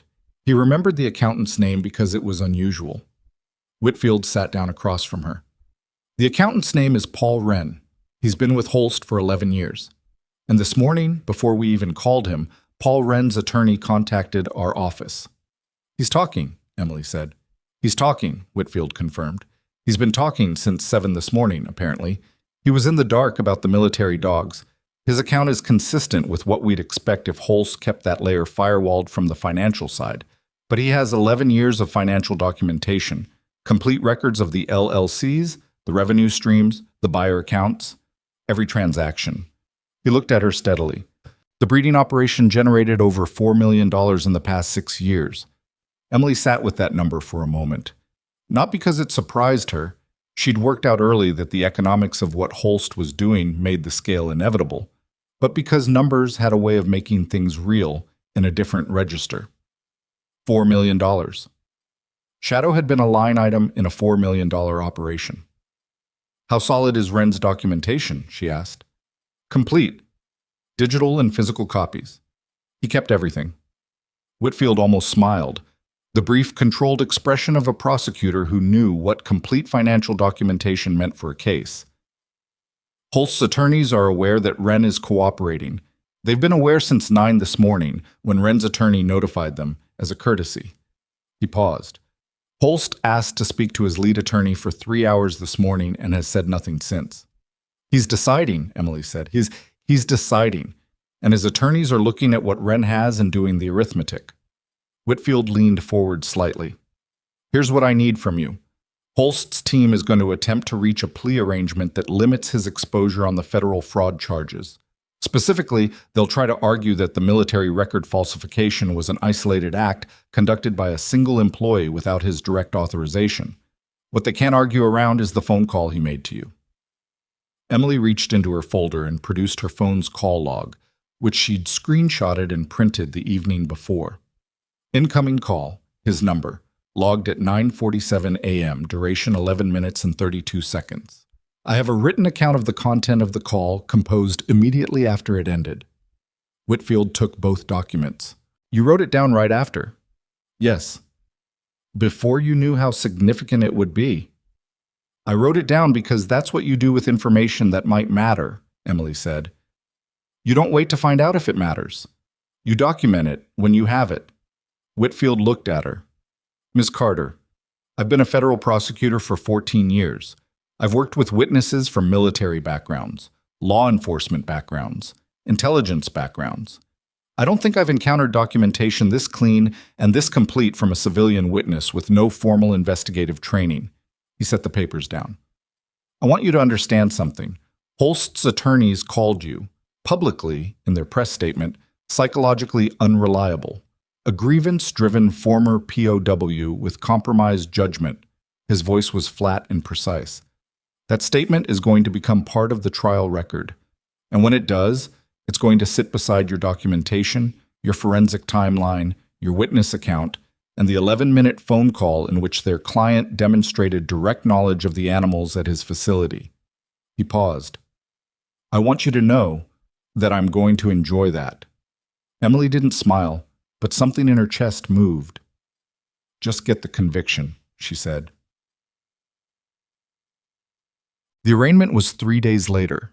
Holst arrived in a dark suit that cost more than Emily's motel bill for the entire month, flanked by 2 attorneys and an assistant who appeared to exist solely to carry things. He looked like a man who had spent 60 hours in federal holding, deciding that his posture was the one thing he could still control, and he was controlling it hard. Emily was in the gallery, not required to be there, but Whitfield had said her presence was not without strategic value, which she'd taken to mean that Holst seeing her there was useful. He saw her when he sat down. He looked at her for approximately 2 seconds, in the way of a man processing a situation he'd miscalculated. Then he looked away and didn't look back. The judge was a woman in her late 50s named the Honorable Martha Feld, and she ran her courtroom with the no-ceremony efficiency of someone who had seen every kind of defendant and was not going to let anyone waste her time. She read the charges in sequence: federal fraud, unlawful possession of government property, Animal Welfare Act violations across multiple counts, conspiracy to commit wire fraud in connection with the financial structure of the breeding operation, and the list was long enough that one of Holst's attorneys wrote something on a notepad and slid it to the other attorney, and Emily watched the second attorney read it and then look at the ceiling briefly. When Feld asked for the plea, Holst's lead attorney said, "Not guilty, Your Honor," in the tone of a man who had entered not guilty pleas before and understood that today's plea was mostly about buying time. Feld set a trial date and denied bail on the federal fraud charges pending a risk assessment, citing Holst's demonstrated flight behavior at the airstrip. In the gallery, Emily sat with her hands folded in her lap and her back straight, and her face arranged into the neutral expression she'd learned years ago, in situations where what she was feeling had no useful place in what she needed to do. After the courtroom cleared, Rourke found her in the corridor. Paul Wren's cooperation agreement was finalized this morning, Rourke said. He's testifying. His documentation goes into evidence as a cooperating witness exhibit, which means it comes in with his credibility, not just as physical evidence. She looked at Emily. And the 3 additional properties, the ones outside Redstone City, all 3 were raided this morning, simultaneously, coordinated with the field offices. Emily turned to look at her. How many animals? 61 additional. Total across all 4 sites is now 84. Rourke held her gaze. Of the 84, 9 carry military tattoos. CID has verification requests pending on all 9. The ones they've confirmed so far, she paused.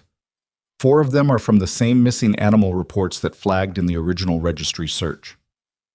9 military working dogs, across 4 sites, over what the financial records were showing as a 6-year operation. Emily looked at the courthouse wall. 6 years, she said. At least.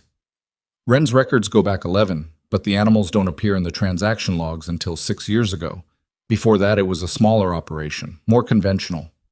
Rourke's voice was careful, the way it got when she was delivering information that had weight. The military animals were the expansion. Higher price point, different buyer profile. Someone at some point told Holst there was a market, and he found a way to supply it. Who told him? That's the next layer, Rourke said. Wren doesn't know. That's above his visibility in the structure. CID is working it.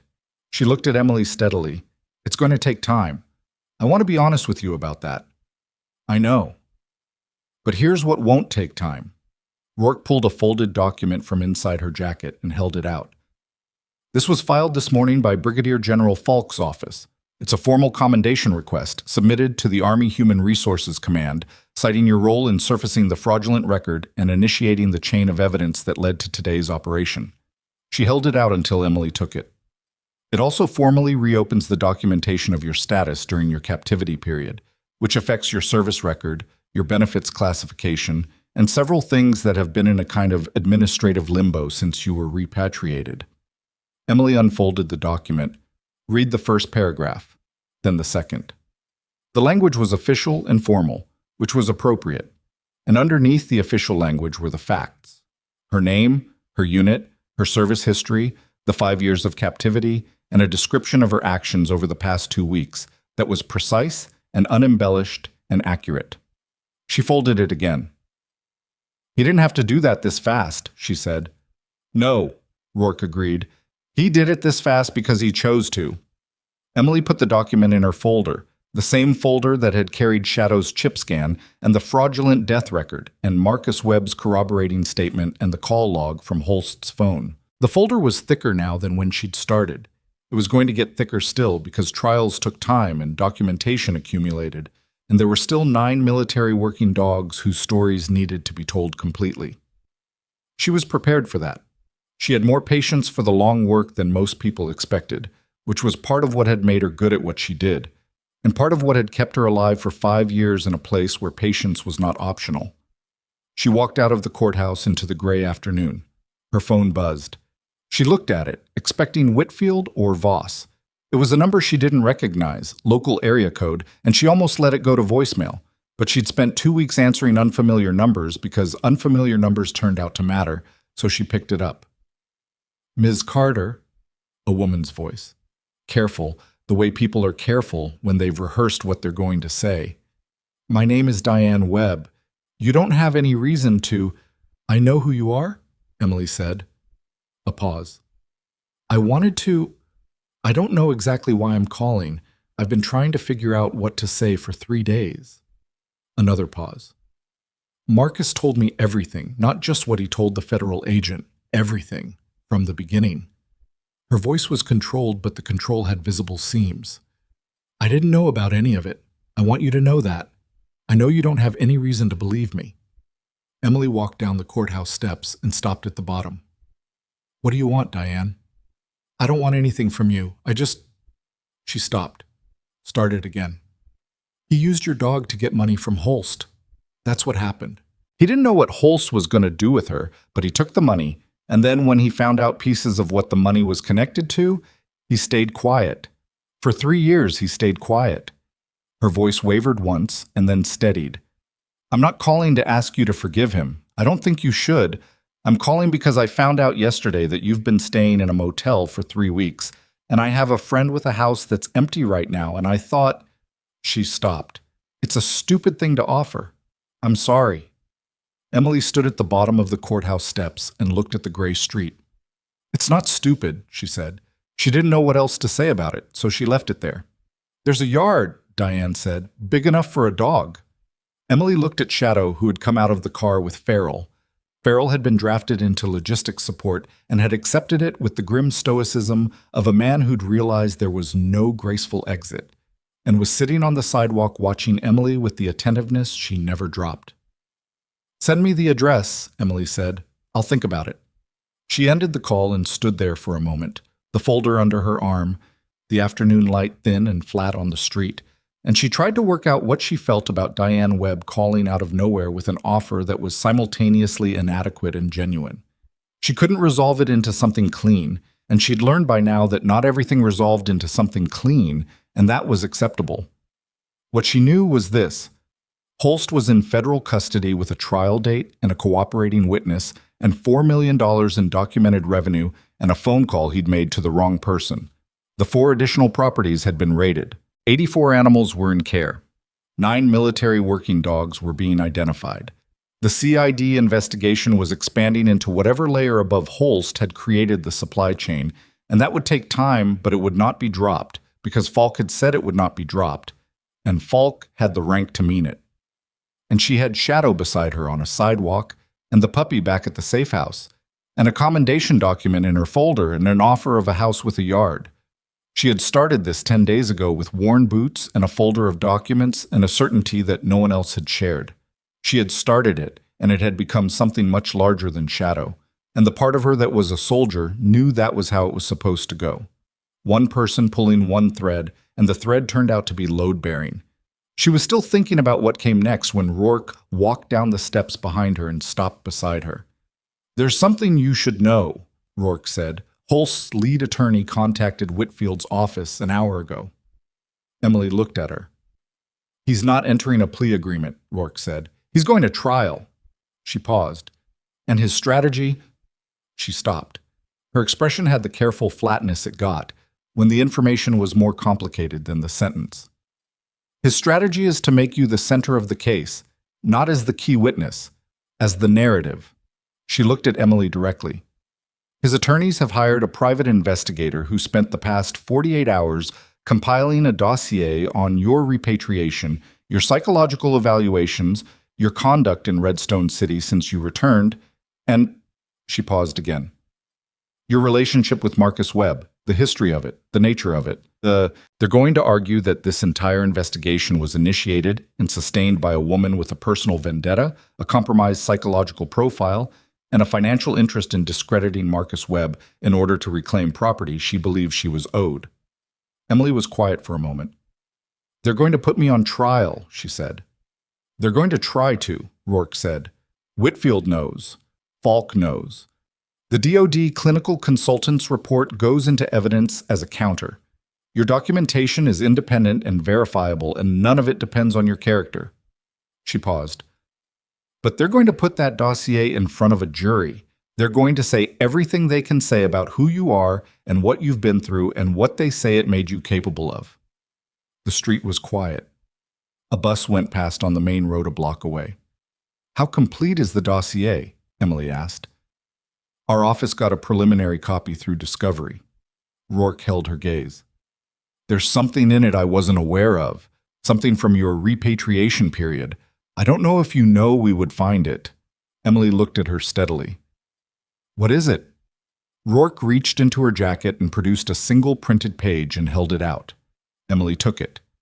It was a clinical note from the repatriation facility, not from her main psychological evaluation, but from a supplemental intake document filed in the first 72 hours after her return. The kind of document that got generated when someone said something in an initial intake interview that a clinician flagged for follow-up.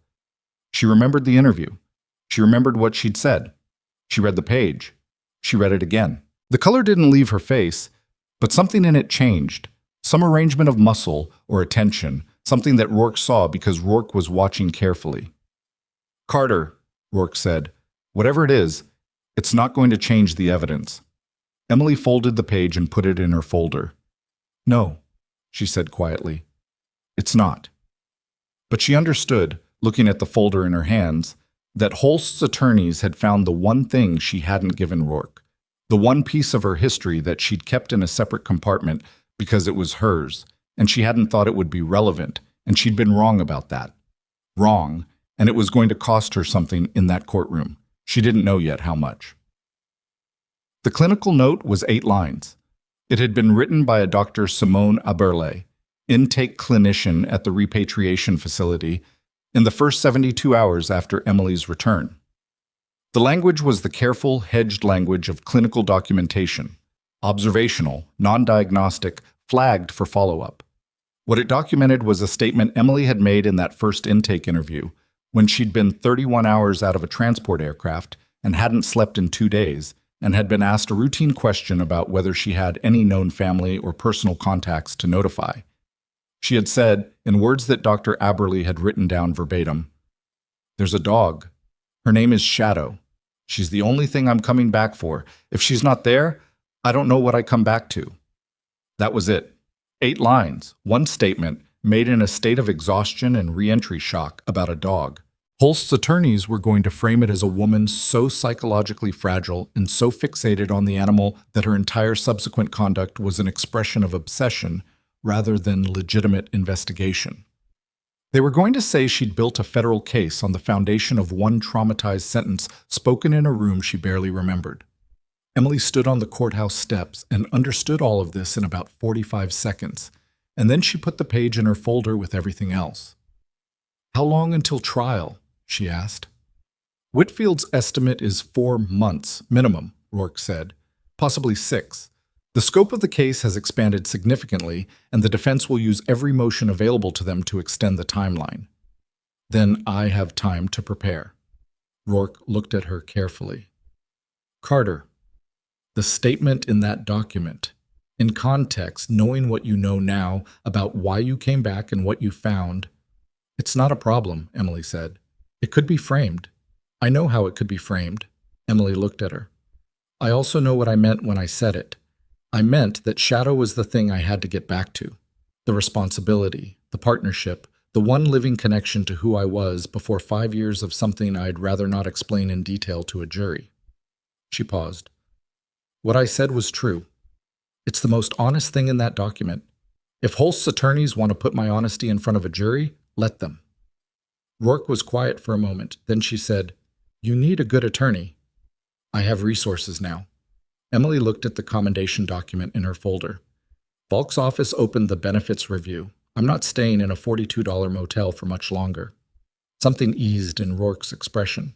Not fully. Rourke didn't do fully eased, but enough to be visible. "Whitfield wants to prep you for testimony starting next month. Full sessions, not just the document review." "Tell him I'll be ready." She walked to the car where Shadow was waiting and got in. Well, the 4 months before trial were not peaceful, but they had a different quality than the 10 days that had preceded them. The 10 days had been pure forward motion. No sleep, no certainty, no ground under her feet that she could trust. The 4 months were work.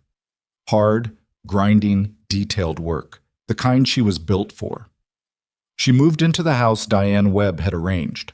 It was a single-story place on the north side of Redstone City, belonged to a friend of Diane's who was working abroad, and it had a yard with a back fence and a kitchen that got afternoon light. Emily paid rent from the first back pay installment that came through once Falk's benefits review was processed, which was more than she'd expected and less than she was owed, and she didn't argue about it because arguing would take time she didn't have. She spent mornings with Whitfield's team running through testimony prep, and afternoons consulting with Kessler on the animal welfare side of the case. There were 84 animals whose conditions needed to be documented in medical and legal language, and Emily's clinical notes from the compound raid were part of the evidentiary record. She spent evenings in the yard with Shadow and the puppy, who had grown into a dog who was mostly ears and energy and an absolute conviction that every object on the ground was either a toy or a threat.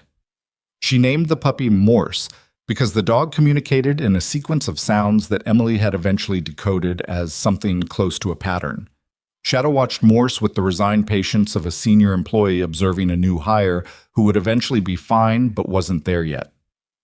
The CID investigation expanded, the way Falk had said it would. The internal access point, the person with military system credentials who'd processed Shadow's fraudulent death record, was identified in the second month. His name was Sergeant First Class Kenneth Rawls, supply chain coordinator, who had been supplementing his income for 4 years through a series of transactions that Wren's financial records made impossible to obscure. He was arrested on a Tuesday, quietly, and the arrest didn't make local news for 3 days. When it did, it was a single paragraph. Emily read it at the kitchen table with coffee that had gone cold and felt something she couldn't name exactly.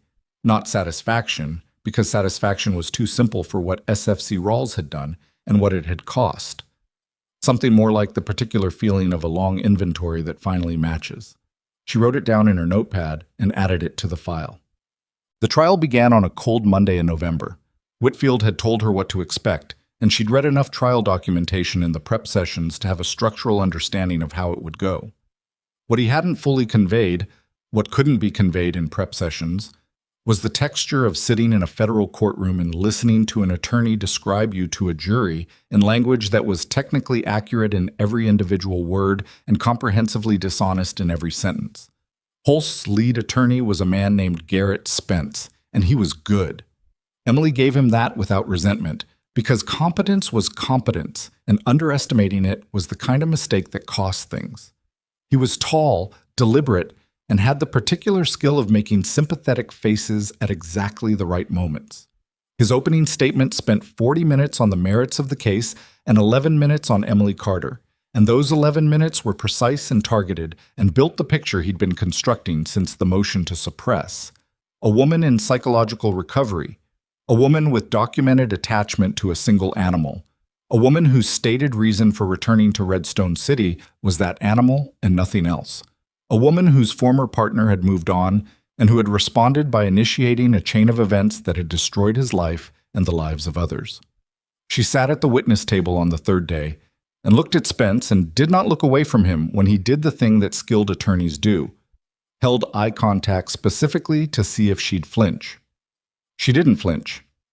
She'd had 5 years of practice maintaining composure in situations where losing it had consequences she couldn't afford. He asked about the clinical note first. Ms. Carter, I'm showing you what's been marked as Defense Exhibit 14, a clinical note from your intake interview at the repatriation facility. He held it up. You're familiar with this document? Yes. Would you read the flag statement for the jury, please? She read it. Her voice was even. The words were hers and she claimed them. You said Shadow was... He glanced at his notes, a gesture she was certain was performed. The only thing you were coming back for. That's what the document says. Is that an accurate representation of what you felt? It's an accurate representation of what I said in the first 72 hours after repatriation, in a state of sleep deprivation and re-entry disorientation, in response to a question about personal contacts. She paused. It's also true. Shadow was my partner for 2 years in a classified operational environment. Maintaining that responsibility was part of what kept me functional during captivity. When I came back and found a fraudulent death record where her history should have been, I began to investigate. Those are the facts in sequence. Spence moved through his questions with the patient persistence of a man working a structure he'd built carefully. The psychological evaluations. Her motel room. The fact that she'd withheld the compound address from Rourke initially. The fact that she'd answered Holst's phone call instead of immediately reporting it.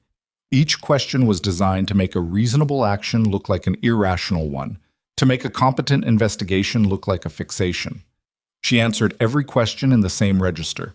Direct, factual, no embellishment, no defensiveness. She'd been prepped extensively, but she didn't sound prepped, because the thing about telling the truth in sequence is that it doesn't require rehearsal, it requires memory.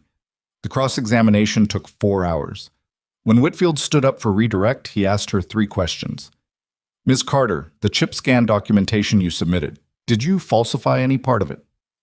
No. The fraudulent death record you identified, did you create it or cause it to be created? No. The 84 animals recovered from 4 sites across 2 states. Did you fabricate the conditions they were found in? No. Whitfield sat down. Nothing further. Wren testified for 2 days and was meticulous. He had the particular credibility of a man who was not trying to seem credible. He was flat, detailed, and frequently said things that reflected poorly on himself without being prompted, which juries read accurately as someone telling the truth rather than a story.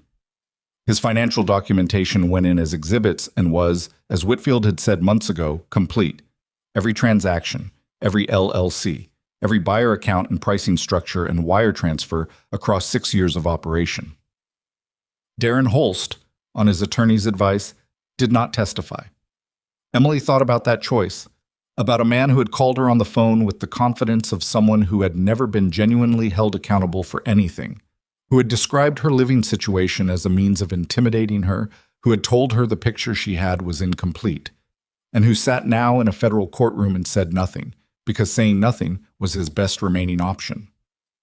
She watched him from the gallery during Wren's second day of testimony. He was controlled, still, expensive. He looked like a man waiting for a situation to resolve in his favor, and the longer she watched him, the more clearly she could see that the waiting was all he had left. The jury was out for 11 hours. Emily spent those hours at the house on the north side with Shadow in the yard and Morse attempting to catch a leaf that kept evading her. She didn't pace. She'd paced enough in her life to know it didn't change anything, and she'd spent 5 years in circumstances where the outcome was genuinely uncertain, and she'd learned to use waiting time rather than let it use her. She reorganized her files. She wrote up her observations from the compound raid in a format that Kessler had requested for the Animal Welfare Unit's case documentation. She ate a real meal, which she'd been forgetting to do with any consistency for months.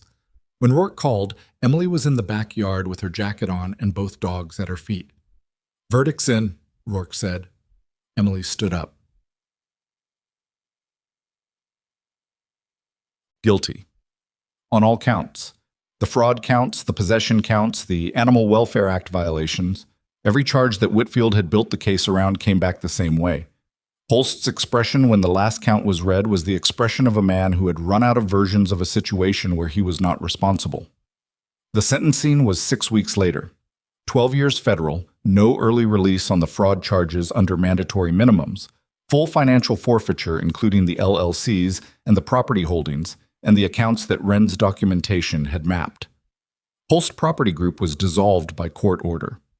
The mansion in the city, the one Emily had stood outside in the rain in worn boots and electrical tape boots, was ordered liquidated and the proceeds directed to the animal welfare organizations that had absorbed the cost of caring for 84 animals. Spence filed 2 post-trial motions. Judge Feld denied both within the week, with a written opinion that described the evidence as extensive, independently verifiable, and compelling in its consistency. The phrase independently verifiable appeared 3 times in the opinion. Emily read it twice and thought about Dr. Osmond staying late for a scan that mattered. Garrett Finch keeping a dog he didn't have the resources for because he knew she shouldn't be where she was. Kessler in the compound with her gray hair and her efficient hands. Rourke on a bumper in a parking lot being more honest with her than she needed to be. It had never been one person. It had been one person who started pulling and then held on while other people decided it was worth holding on to. SFC Rawls was sentenced separately, 8 years, dishonorable discharge, reduction in rank, and forfeiture of retirement benefits. His cooperation with the CID investigation on the broader supply chain earned him a reduced sentence from what he'd been facing initially, but not by much. His name was entered permanently into the DoD fraud registry, which meant he would never work in or adjacent to any military-connected system for the rest of his life. The other animals in the supply chain network, beyond Holst's 4 sites, took another 8 months to trace fully. Emily was not involved in that work directly, but Rourke kept her informed, and the number at the end was larger than anything Nasser's initial estimate had suggested. The investigation had eventually connected Holst to a loose network of 3 other operators in different states, none of them as large individually, all of them feeding into the same buyer market. By the time federal charges were finalized across all connected defendants, 11 people had been indicted. Every one of them pled or was convicted. Every military working dog that could be identified was either returned to active service, placed in an official retirement program, or in the cases where medical condition made those options unrealistic, placed in specialized long-term care with organizations equipped to handle their needs. Chad. The Army's formal recognition came on a Thursday morning in March, 7 months after the verdict. It was not a large ceremony. Emily hadn't wanted a large ceremony and had said so clearly enough that Falk had stopped arguing about it in the second conversation on the subject. It was a room in a federal building in Redstone City, 37 people, chairs set up in rows, someone's assistant with a camera. Voss was there, standing at the back with his arms crossed, looking like a man attending something he approved of, but didn't want to be caught approving of. Rourke was there. Whitfield, Kessler, Dr. Osman, Garrett Finch, who had driven in from the rail district and was wearing a shirt that still had a crease in it. Shadow was there, which required a brief and mildly tense conversation with the building's facilities manager that Falk resolved with the particular authority of a man with a star on his collar. Morse was not there, because Morse at 8 months old was unpredictable around large groups of chairs, and Emily had made a tactical decision. Falk gave a short address that was not about Emily as a person, which was what she'd asked for.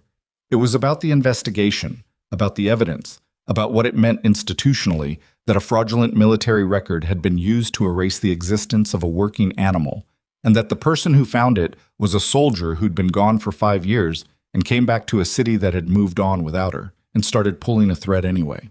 He read the formal commendation language in a voice that made it clear he meant it, and Emily stood in her dress uniform, back on her, properly fitted now, the ribbons she'd earned in the right places, and received the commendation and the formal reinstatement of her complete service record and the correction of her status classification.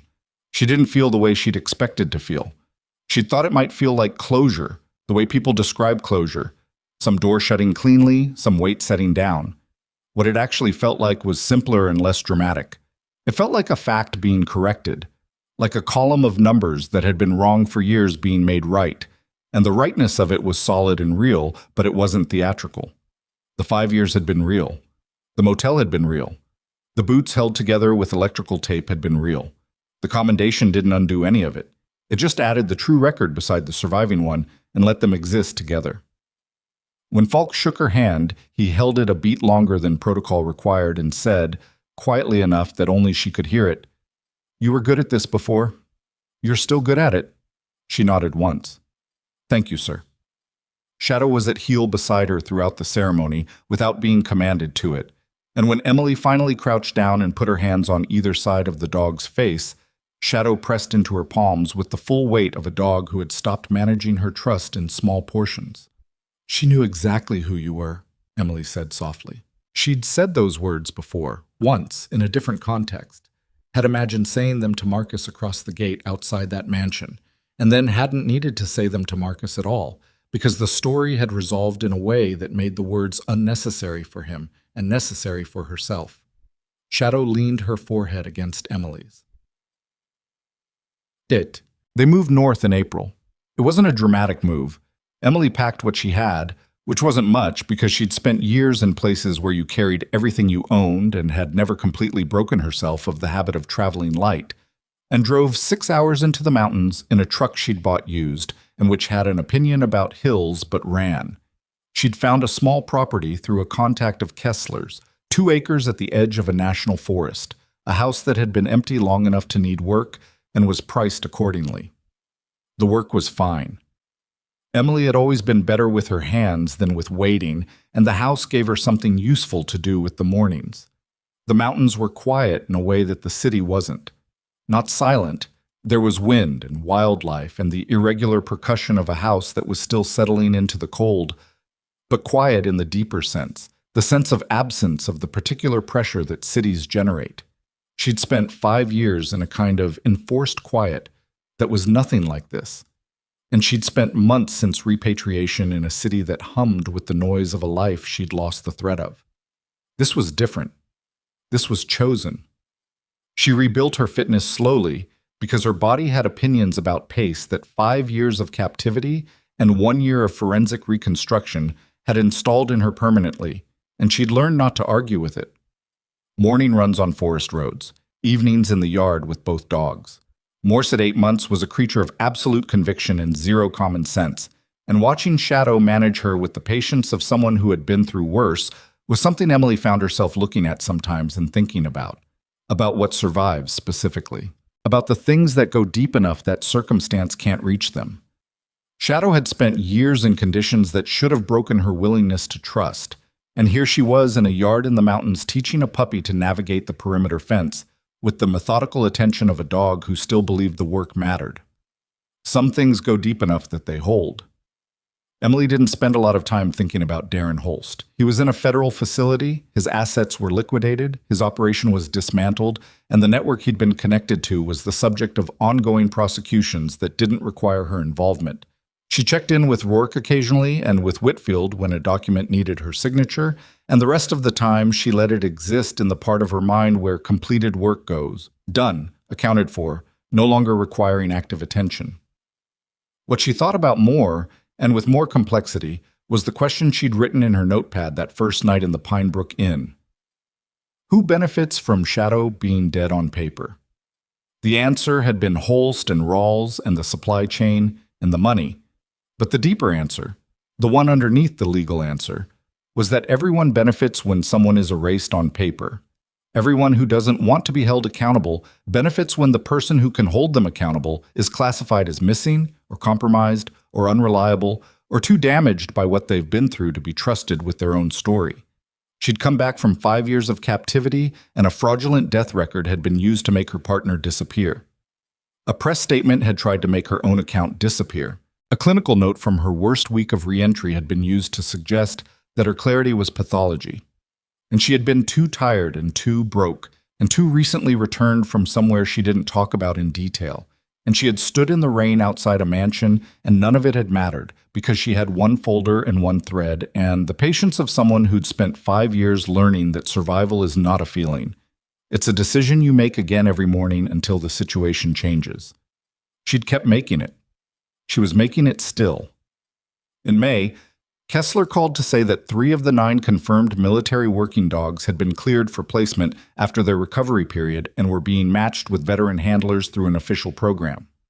The other 6 were in long-term specialized care, and 2 of them had made enough progress that the prognosis for eventual placement was considered good. She gave Emily the update in the same flat, efficient voice she used for everything, and then said, before she hung up, "The compound report you filed, it went into the training documentation for our unit's field response protocol, your intake assessment process."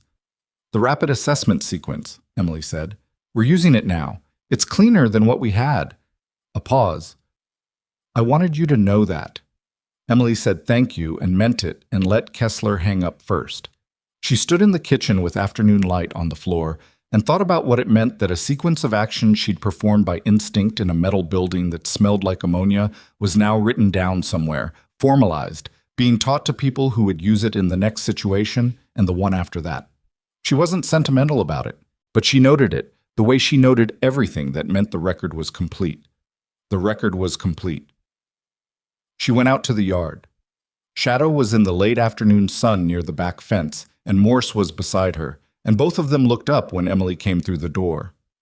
Shadow's tail moved once, the same single motion as that first night in Garrett Finch's machine shop, the same question, now answered so many times it had become a statement. Emily sat down in the grass. Shadow came and settled against her left side, the way she had always worked. Close, attentive, present. The mountains were doing what mountains do in the late afternoon, going blue at the edges, the light going long across the grass, the kind of quiet that asks nothing from you.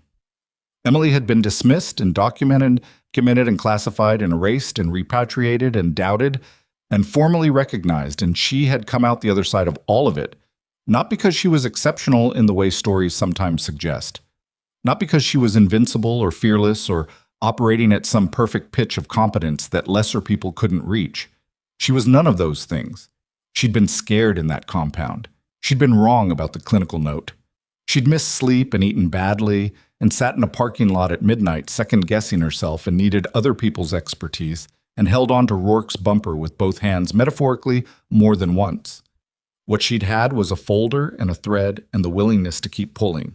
That was the whole of it. That was the thing that had built the case and brought down the operation, and put 12 years behind a man in a dark suit who had believed that a woman with a fraudulent motel address and electrical tape on her boots was not a serious problem. The underestimation of people who have survived things is one of the most consistent mistakes that comfortable people make. They look at the worn boots and the cheap motel and the complicated history, and they see diminished. They don't see what the worn boots mean. They don't see what it costs to keep moving forward in them day after day, in a city that moved on without you, pulling a thread that everyone else decided wasn't there. She looked at Shadow in the late afternoon light. Gray muzzle, old scar on her flank, eyes still sharp and still entirely present, and thought about the way the dog had survived. Not cleanly, not without damage, but completely, in the only way that actually counts. Morse put her chin on Emily's knee and looked up at her with the absolute confidence of an animal who had never had a reason to doubt that the person beside her would handle whatever came next. Emily put her hand on the puppy's head. The mountains went blue. The record was complete, and the work that came next was hers to choose. And she was, for the first time in a very long time, exactly where she had decided to be.